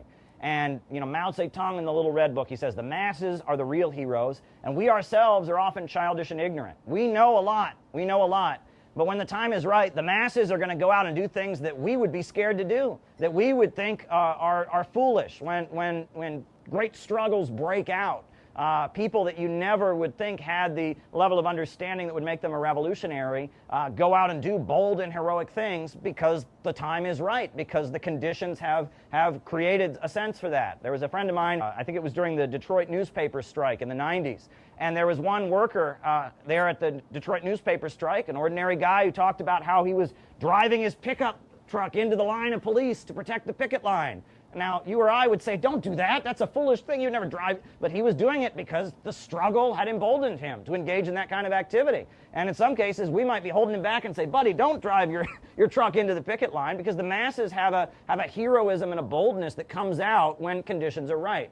Our role is to guide that heroism and guide that boldness. There's a boulder rolling down the mountain, and we have the ability to nudge the boulder to go this way, nudge the boulder to go that way. And with our knowledge and our understanding of the way the world works and our understanding of the global economy, we can nudge the boulder. And that's an important role. We were chosen for that role. I believe all of us were born in this time for a reason. And we are the ones that are going to guide the boulder, but the masses are the ones that are going to go out and be heroic and engage in acts of self-sacrifice that are going to make all of us feel small and almost weak in comparison. So when you get frustrated with your neighbors or your friends, think about the moment when they awaken and how you're going to be just blown away by what they do. You read The Grapes of Wrath by John Steinbeck. There's a lot of moments like that in The Grapes of Wrath. At the beginning of the book, there's a guy who's kind of a cynical preacher who's a drunk, and at the end of the book, he's the leader of a union that is going out and organizing agricultural workers to fight against the bosses, ends up getting killed on a picket line.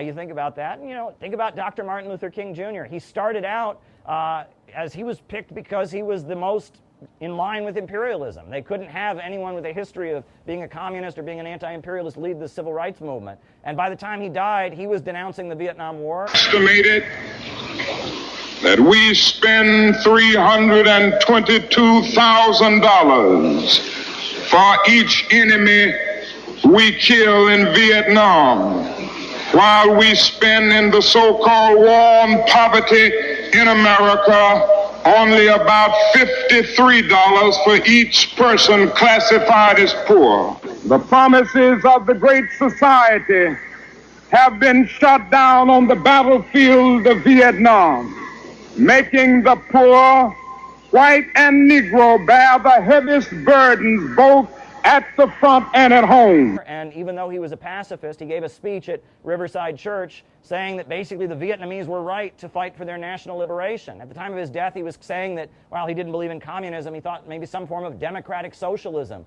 was in line with the Bible. We read one day, we hold these truths to be self-evident, that all men are created equal, that they are endowed by their Creator with certain inalienable rights, that among these are life, liberty, and the pursuit of happiness. But if a man doesn't have a job or an income, he has neither life nor liberty and the possibility for the pursuit of happiness. He merely exists. He was picked, he started out as a guy to make sure that no one would ever talk that way. But conditions were right, and he was put into the place, and look at the great person, the great hero that Martin Luther King Jr. was. And even though his struggle had been a struggle for racial equality, he was killed on a picket line. I mean, not literally on the picket line, but he was killed in his hotel room in Memphis, Tennessee, where he had been protesting to support a strike of black and white sanitation workers. And he went from the racial struggle and the civil rights struggle to being the leader of the class struggle and being the leader of the anti-war movement. All labor has dignity. Yes. But you're doing another thing. You are reminding not only Memphis, but you are reminding the nation that it is a crime for people to live in this rich nation and receive starvation wages. America's opportunity to help bridge the gulf between the haves and the have-nots. And the question is whether America will do it. There's nothing new about poverty. What is new is that we now have the techniques and the resources to get rid of poverty. And the real question is whether we have the will. And it didn't cost the nation 1 penny to integrate lunch counters. It didn't cost the nation 1 penny to guarantee the right to vote.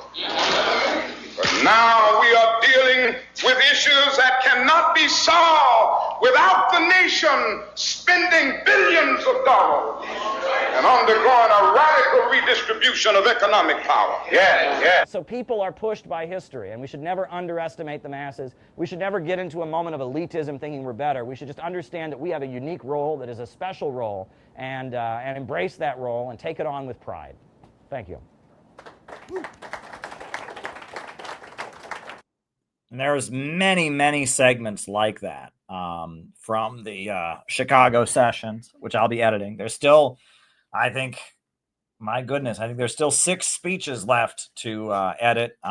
So yeah, stay tuned. The convention was really amazing. There's another video from another day. Don't want to give it away, but we went on a trip. Let me put it that way. We went to a site in Chicago, and yeah, we got a lot to edit.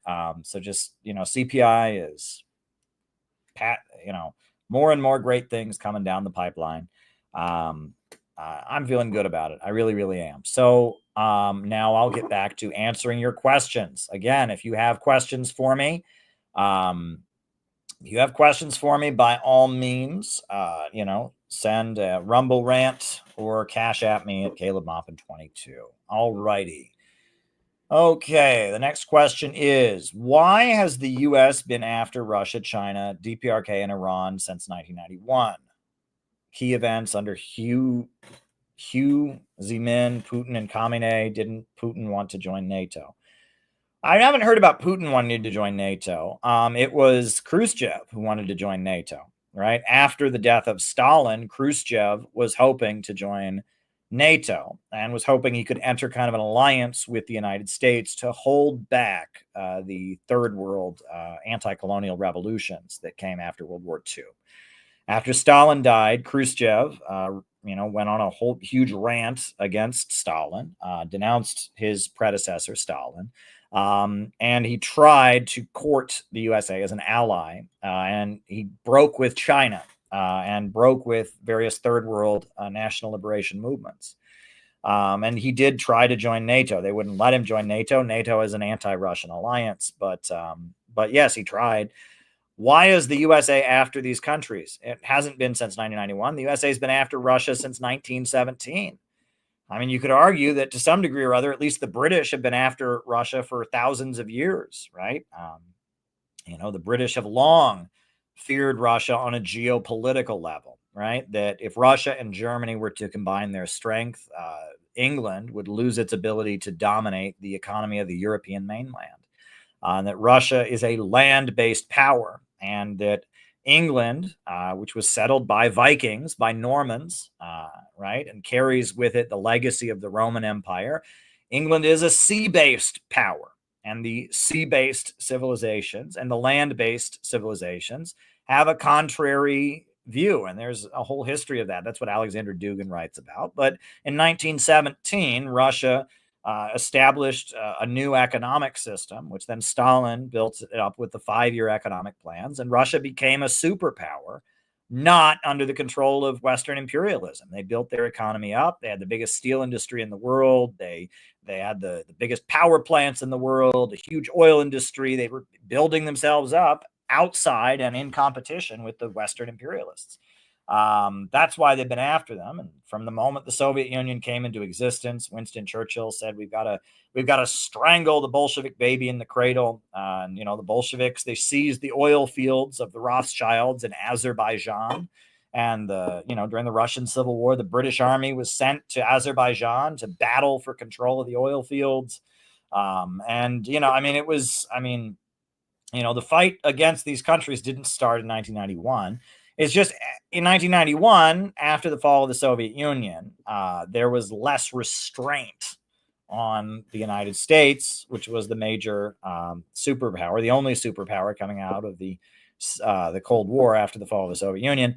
There was no restraint. And but in the 90s, Iran and the United States were getting closer to each other because Iraq was the main enemy at that point. And in the 1990s, Iran was kind of pivoting into the U.S. camp. And in the 90s, China was still, building its economy up. It wasn't as much of a competitor, and it was an area where a lot of U.S. products could be sold, and also it was an area where a lot of cheap labor was made available for the United States. A lot of corporations from the United States could set up shop. So China wasn't really viewed as an enemy. There was still a view that the Chinese Communist Party shouldn't be trusted. In 1989, you had the attempted overthrow of the Chinese Communist Party. But the USA staged the Tiananmen Square, events, and there was plenty of hostility to these countries, but China, they didn't really start to view China as the enemy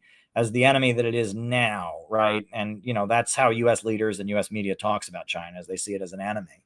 Right. I don't think China's an enemy. I think China's a friend of a multipolar world, and that the only future America is going to have is going to be in cooperation with China, with Russia, with all the countries of the global South that are establishing their independence beyond imperialism. But the idea that China was the enemy, it was during the late Bush years.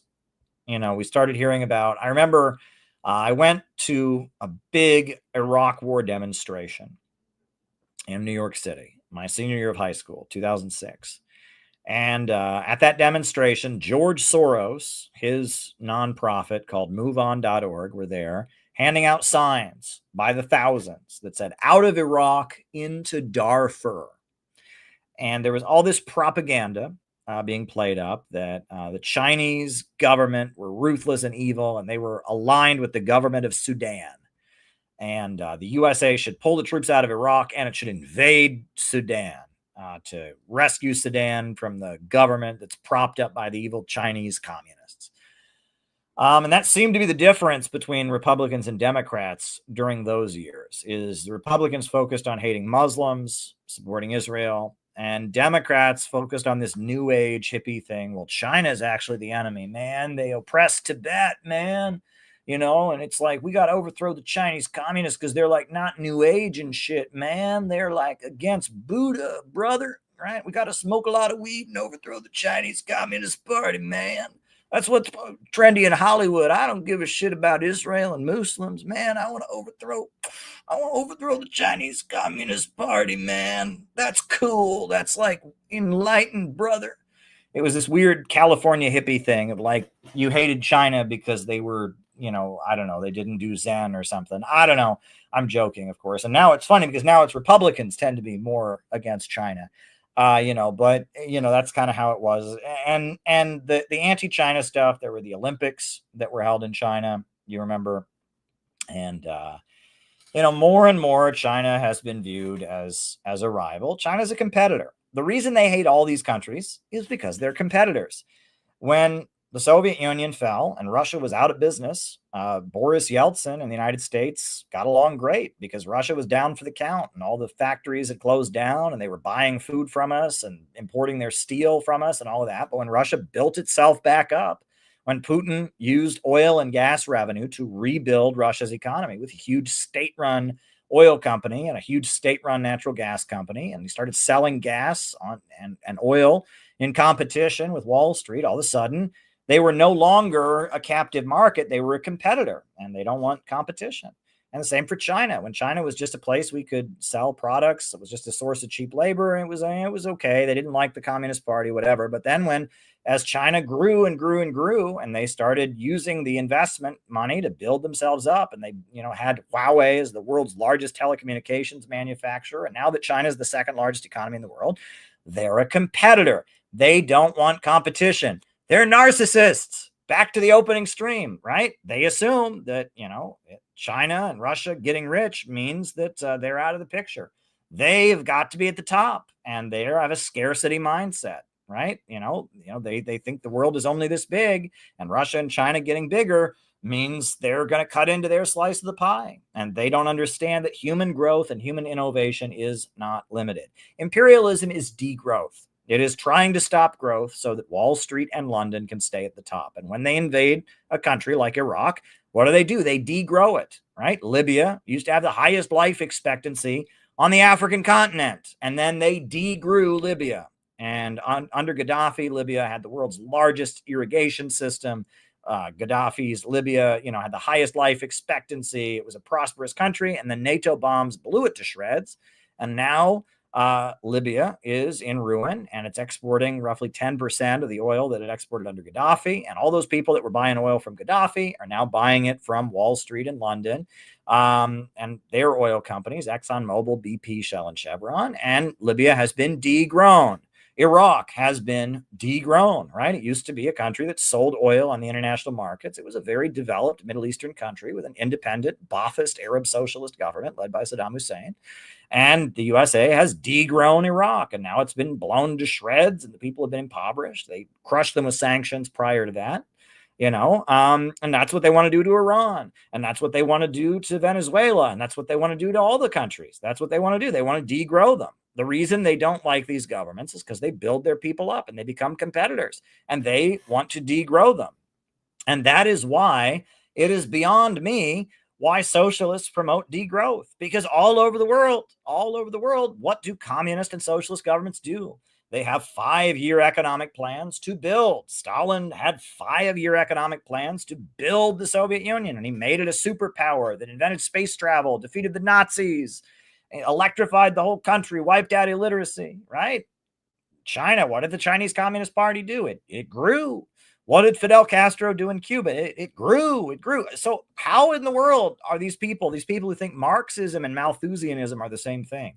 They think, well, the problem with capitalism is growth is bad, and we just want more and more and more. No, the problem with capitalism is that capitalism is the only system in the world where abundance creates poverty. People become homeless because there are too many houses. People become hungry because there is too much food. The market becomes glutted with products that cannot be sold. Capitalism is an irrational system where the more wealth that gets created and the more technology advances, the poorer everybody gets. The tendency of the falling rate of profit, the problem of value crisis, overproduction, glut. It's an irrational system. And what we want to do is we want to break out of that system and have a rationally organized economy. A rationally organized economy where society takes control of the banks, factories, and industries and organizes them rationally so that growth rises to astronomical levels, and we completely wipe out poverty, and we expand and double the human life expectancy, and we build a high-tech world of so much wealth and abundance that we don't even need a government anymore. People can just do what they feel like doing, live as they would like to live, from each according to his own ability, to each according to his needs. That is the ultimate goal. A world with so much wealth, without the chaos of the market, with a rationally planned economy. That is the goal, right? That's what Marxism has always been. But that is not what woke people want. Woke people think growth is bad. Woke people are Malthusians. There's foot soldiers of the ultra rich with their paycheck from, the foundation money from George Soros and the Ford Foundation. They go around saying wealth is bad, poverty is beautiful. They don't support countries around the world breaking out of imperialism so they can grow. They think that these countries should stay in poverty because primitive is beautiful and indigenous primitive is so beautiful. Woke people they're not Marxists. They're not Marxists. One of the main communist groups in America, which, CPI, I don't know how much. I mean, we're going to have to clash with them, to some degree or other. We already have the Party for Socialism and Liberation. Their platform in the last election, Claudia de la Cruz, her platform said to dismantle the U.S. power grid. It's like, what in the world does that have to do with any communist government ever? Stalin built huge power plants. China, Mao built huge power plants. But, their platform was dismantle the power grid because, electricity bad. These woke people they have nothing to do with the global communist movement. Right? There is a weird ideological, they like the dialectical energy. They like the resentment, the rage. They like the aesthetic of the red flag. They want to punish people. They're jealous. They're resentful. Some people have it better than me, and I want to make them pay. They like the rage and the hate that is associated with communism in the 20th century. It's associated with the French Revolution. They like that aesthetic. That's about it. That's the only thing they have in common with communism, right? They don't understand Marxist economics. They think the problem with capitalism is that it creates growth, right? They think growth is bad. They worship poverty. woke people are not Marxists, okay? I mean, they have nothing in common with communist governments at all. And the communist governments have all moved away from the 20th century aesthetic. They tend to promote strong families now. They tend to be very patriotic and, nationalistic, and the kids wear military uniforms and all of that, right? Communist governments don't do the French Revolution thing. They don't have everyone dressed in sloppy rags as they behead the king and wave the red flag out there. They don't do that. The Cultural Revolution in China was a disaster. And the communist world has largely moved away from the aesthetic of revolution and the left in the 20th century. And meanwhile, the woke people, that's all they hold on to. That's all they want. They just want the left aesthetics. They are vengeful. They are angry. They are hateful. And they want to destroy. And so do the ultra rich. That's what they want to do. And they go around the world with their color revolution apparatus. And in the name of the LGBT flag and in the name of human rights and women's rights, they tear down countries and spread chaos and instability. And over here, the population is seeing their living standard go down, and they're mad about it. And so they're there to tear them down and tell them they deserve it, right? Well, you don't deserve to have a house and a car because you're white. You're a racist Euro-settler. You need to be punished. And, and growth is bad, and you're a cancer on the planet. And so they basically, the so-called left have become the foot soldiers. Excuse me, just dropped something. The so-called left have become the foot soldiers of the ultra-rich, right? The ultra-rich are trying to lock down society and drive down living standards and make everybody poor in order to stabilize the system so that the ultra-rich can stay at the top. They are trying to stop economic growth and halt human progress. That's what the ultra-rich want. And the left has just become the foot soldiers of that through the color revolution apparatus, through, the Ford Foundation and, the U.S. State Department and the nonprofit industrial complex and all of that. The left have basically just become foot soldiers for that. Meanwhile, the right, they all believe in free market mumbo jumbo. They think that, the market will just magically create growth. Well, no, they don't. No, they don't. No, they don't. I mean, the market won't do it. You need a government of action to fight for working families. You need a popular state to rationally control the means of production. The reason China has the second largest economy in the world is because profits are not in command. They have a government that plans the economy and organizes the economy to rationally unleash growth and human creative power. And that's what we ultimately need. We need a government of action that will fight for working families. That is what we need. You asked me why we're after all these countries. It's the same reason they're after you and your family. They want to make you poor. The only way they can stay at the top is by beating other people down. They have a scarcity mindset. They're trying to stop the wheels of human history. They are Malthusian. They are degrowthers. And we represent the unbreakable will of human beings to push forward and build and construct. That is what we represent. So there you go. Join the Center for Political Innovation. We are the organization that has figured this out. Long live innovationism, our ideology. Long live innovationism. You should get our new book. We have published a new book written by Penny. Shout out to Penny who wrote this book. Africa's Flame, The Rise of Ibrahim Traore, this great African leader. He was great. Earlier today, John and I were on the Uhuru call. I'm actually going to cut the video, but this is the 3-year anniversary of the FBI raid on the Uhuru house. And we were really honored to be guests on the Zoom call. I actually missed the CPI conference call. Noah led it. I missed the call because I was on the Uhuru anniversary call with John. And it was really great to be there. The Uhuru movement, they are pro-growth in the Black community, if ever. I mean, and that's why the FBI went after them. That's why we had to stand with them. So, yeah, there we go. There we go. All righty. Okay, so we got more questions. Do you think Trump is a narcissist? That's his personality. His public personality is that he's a narcissist, right? That's, his whole thing is like, I am the greatest, I am amazing, right? And that comes from the fact that when he was a young man, he attended the church of Dr. Norman Vincent Peale, who was the father of the power of positive thinking. It was like a Christian self-help guru from the 1930s, 40s, and 50s. But it also comes from the fact that like people are attracted to confidence, and that's Trump's character. He's playing a character, right? I mean, that, you know, and just, is that true of Trump? I don't know. I mean, I've only ever met Trump once, and it was from a distance. I asked him a question at a press conference. I've been in his presence like twice in my life. One time I asked him a question, the other time I was not able to. I don't know what Trump thinks, you know, privately in his head. I mean, I have met a number of people who tell me that when they met with Trump, he did not come across as a narcissist. He was quite patient with them. He seemed quite interested in other people.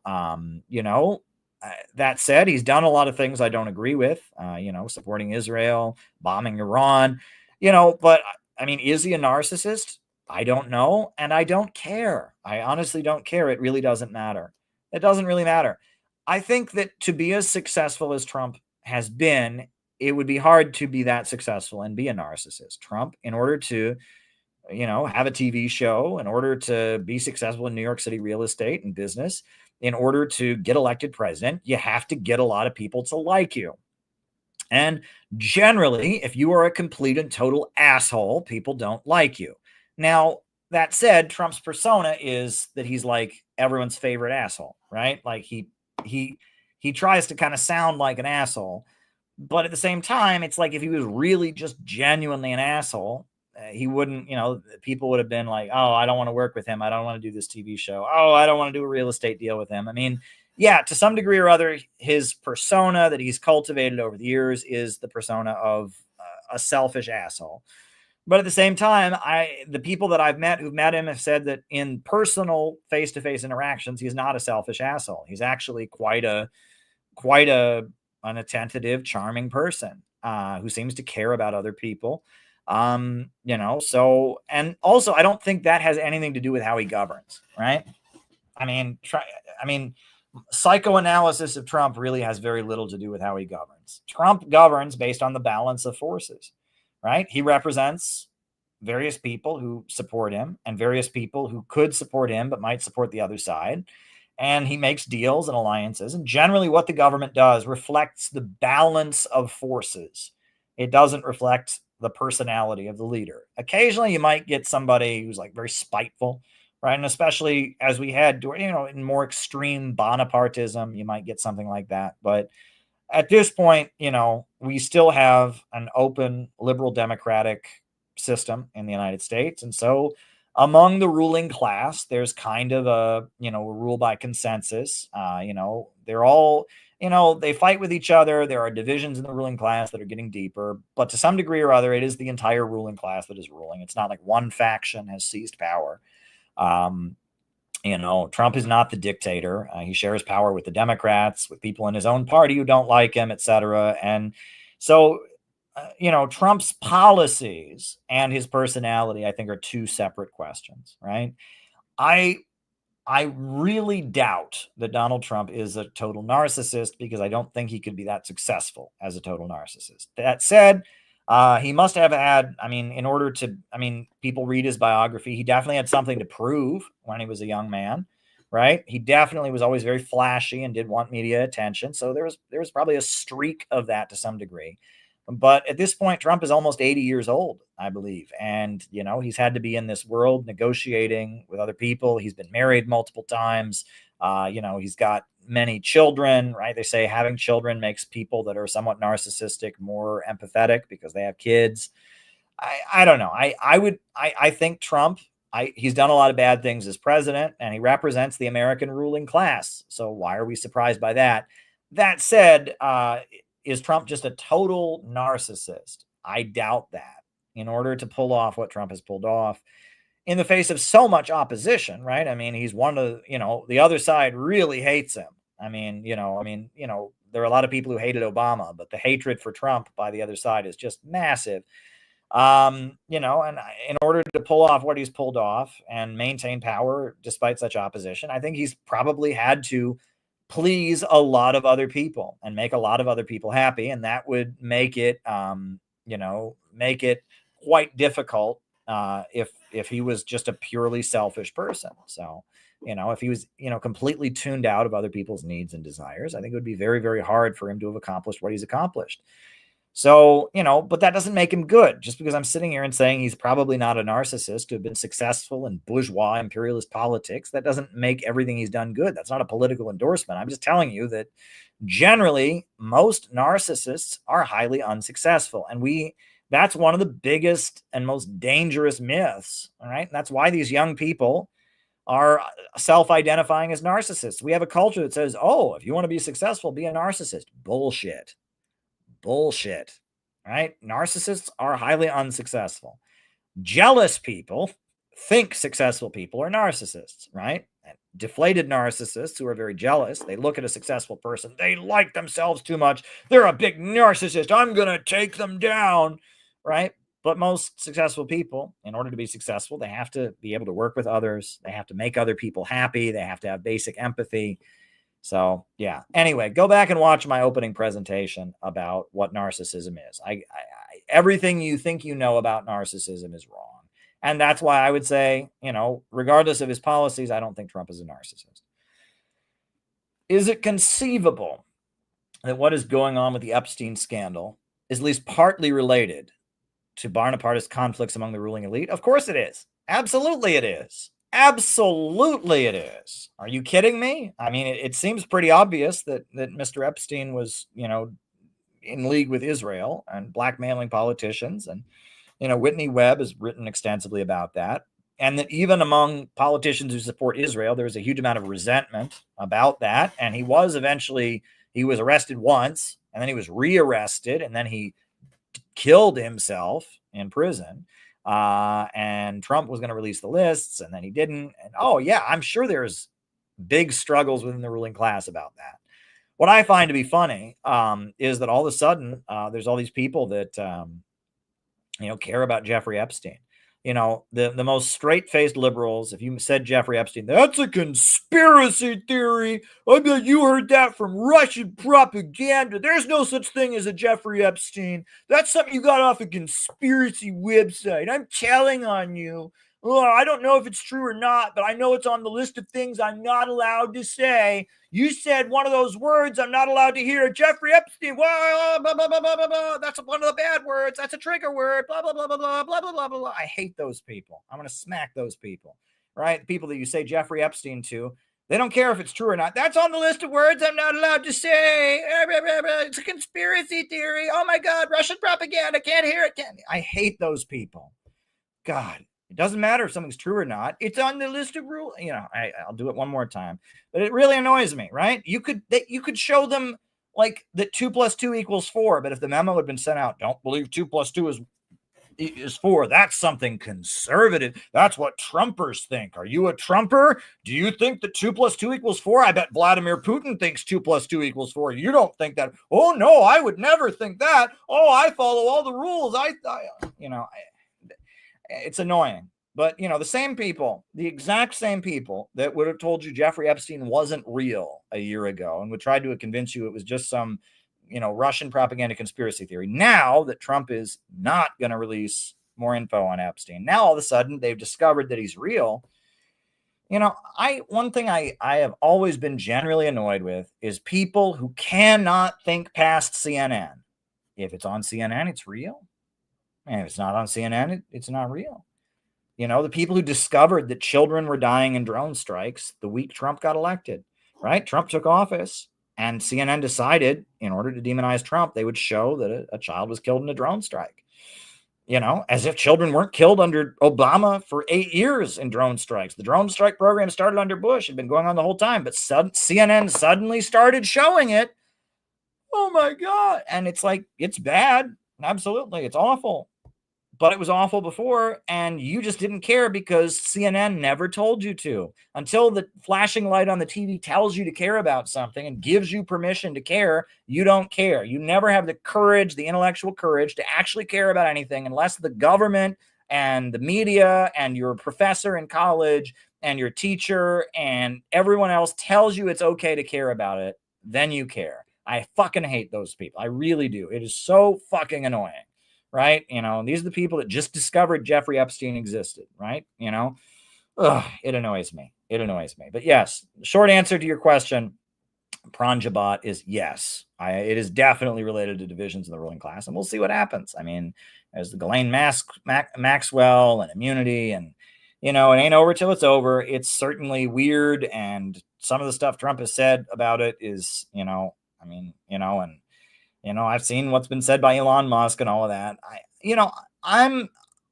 A lot of things are in the works right now. Let me put it this way. A lot of things are in the works. And some things are not over. And I don't want to jump the gun. You know what I'm saying? It ain't over till it's over. And that part of the social media is everyone's supposed to have a conclusion right now about everything. Some things, they ain't over till they're over. Rome wasn't built in a day, as you can say, and things are developing, right? I am holding my tongue on a lot of things. My feelings are very similar to the feelings I see in the chat and the feelings I see on Twitter from all of you. But I'm also waiting until the shoe drops, so to speak, right? And I urge you to just don't fall into this culture of immediately shouting something with expletives every time something happens. This happens, F Trump. This happens, F Biden. Hold up. Hold your horses. Wait for things to develop and then say something, and try not to say something that involves someone's last name and expletives. Try to say something of substance, right? That, yes, I am disgusted with a lot of what Trump has done since he's taken office. That said, he's only been in office since January, and it's only July. And, who knows? And that my job is not to convince you Trump is a good guy. I thought he was better than Kamala Harris for obvious reasons, but, he's certainly disappointed me a lot, but he's only been in office for a little while. And at the end of the day, it's not about Trump being a good guy or a bad guy. It's about, can we move toward World War III? Can we move away from World War III and not have World War III? Can we have, more freedom and defend our civil liberties? Right now, Trump doesn't seem to be moving us in the right direction. He seems to be getting us closer to World War III, escalating in the Middle East, awful. He seems to be, deporting people for their political opinions and stuff. And so right now, Trump is not moving in the way I was hoping he would move. But, there are things in the works now, and we'll see. And at the end of the day, it's not about defending people. It's about principles over personalities, right? That is what I would very much like to say. Principles over personalities. And because of that, my principle is to defend civil liberties, oppose World War III, and oppose the emerging low-wage police state, and lay the foundation and build the consciousness for a government of action that fights for working families. Go and watch the videos of our recent convention. They're really awesome, and you'll learn about an amazing group called the Center for Political Innovation that is doing absolutely amazing work, and you'll understand that it's about a lot more. It's not about, are you on the red team, on the blue team? Who's the good guy? Who's the bad guy in politics? It's about so much more. It's about so much more than that. And, we have a responsibility to try to do as much good as we can, no matter what the circumstances. That is what we need to do. We need to try and do as much good as we can, no matter what. So anyway, here's the compilation video of our recent convention. This doesn't have any of the speeches. This is just kind of a quick overview of what happened at the Midwest Convention Center in Chicago. And then I'll keep answering questions.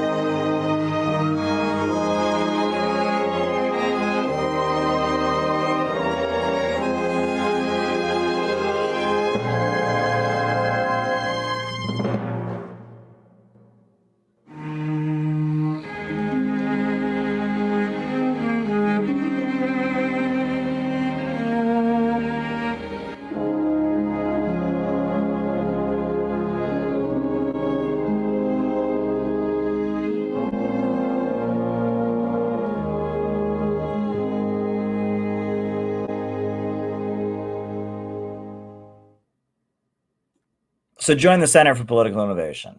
If you don't, you're missing out. It was awesome. It was a great place to be. So yeah, what else do we got here? John has a great piece. Trump should go to Beijing in September to celebrate the anniversary of the defeat of fascism, the 80th anniversary, and meet with President Xi and Putin. I agree. That would be a great step forward if our president were to go to China and participate in the celebration of the defeat of fascism. John has a great article on the CPI website making that point, and about how the fact that Russiagate is now debunked, that creates an opening for Trump to do that, right? The reason he couldn't go to the Putin celebration, the Victory Day celebration in Russia, was because of the fact that he was accused of being an agent of Russia. But now that that's been totally debunked, Trump should use that political space to go and join the anti-fascist celebrations in China. I agree with that. I agree. The only future America is going to have is part of a multipolar world. And, it would be a great step in that direction if Trump were to head to Beijing for that event. I agree with you, John. Can you spotlight areas of degrowth within America? I mean, there's many examples. One, they talk about food deserts, right? You can't get fresh fruit in a lot of parts of this country. That's one thing Uhuru has opened farmers markets so that people in impoverished neighborhoods can get fresh food, right? There's food deserts where you can't even get fresh fruit and fresh fruits and vegetables. But the roads of America are crumbling. The Francis Scott Key Bridge collapsed. The water, the drinking facilities, the water is not being properly purified all over the country. The Flint water crisis was the most blatant example, but everywhere water is losing quality. We've had wildfires in California because the electrical grid is falling apart, and that has led to fire. And that same thing happened in Hawaii. There were all those fires in Hawaii because the electrical grid is falling apart. America is crumbling from within. It's crumbling from within while our leaders go around the world waging wars to tear down independent governments. And this is something that we were warned. You can't say we were not warned. Rosa Luxemburg, the great Rosa Luxemburg, she said this at the beginning of World War I. The great Rosa Luxemburg said, "This world war is a regression into barbarism. The triumph of imperialism leads to the annihilation of civilization. At first, this happens sporadically for the duration of a modern war, but then, when the period of unlimited wars begins, it progresses towards its inevitable consequences. The triumph of imperialism and the collapse of all civilization, as in ancient Rome, depopulation, desolation, degeneration, a great cemetery." That we were warned. Rosa Luxemburg said this is what's going to happen. World War I eventually led to World War II. And pretty soon we were in a time where war was constant and we were going to start depopulating, right? The U.S. life expectancy is going down. Living standards are going down. Here we are. This is the inevitable consequence of imperialism. We need to move toward a world order that is not based on imperialism, a world order based on win-win cooperation, where countries trade with each other in a way that is mutually beneficial, right? That is what we need. We need to break out of imperialism and move toward a world where growth and development and human creativity and brilliance is unleashed. That is what we need. Right? And that is innovationism, right? That is our ideology as the innovationist movement, the Center for Political Innovation. That is what we believe. And hey, if you're not part of our movement, you are missing out, because we are doing it, folks. We are doing it. And I am proud of everything that we do. And I love our movement. And I love my comrades in CPI. And you know what? We've been going for 2.5 hours now, and I think I am going to say goodnight because I've answered all the questions that have come in. But yeah, if you haven't gotten a copy of the Ibrahim Traore book, Penny's new book, go and check it out. Always good. You know, if you know, we got a lot of great CPI books. You should become a member, get involved in our activities.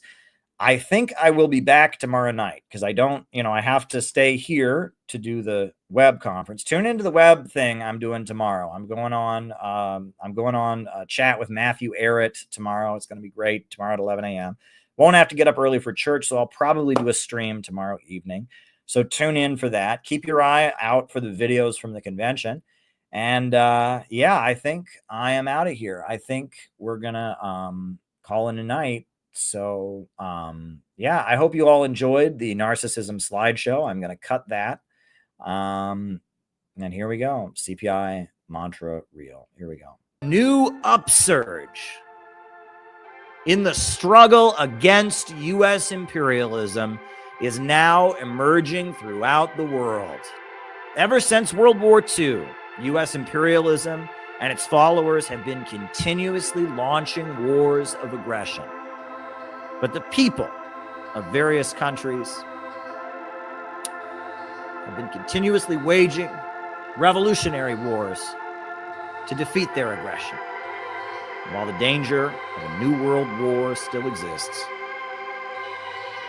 and the people of all countries must get prepared, revolution is the main trend in the world today.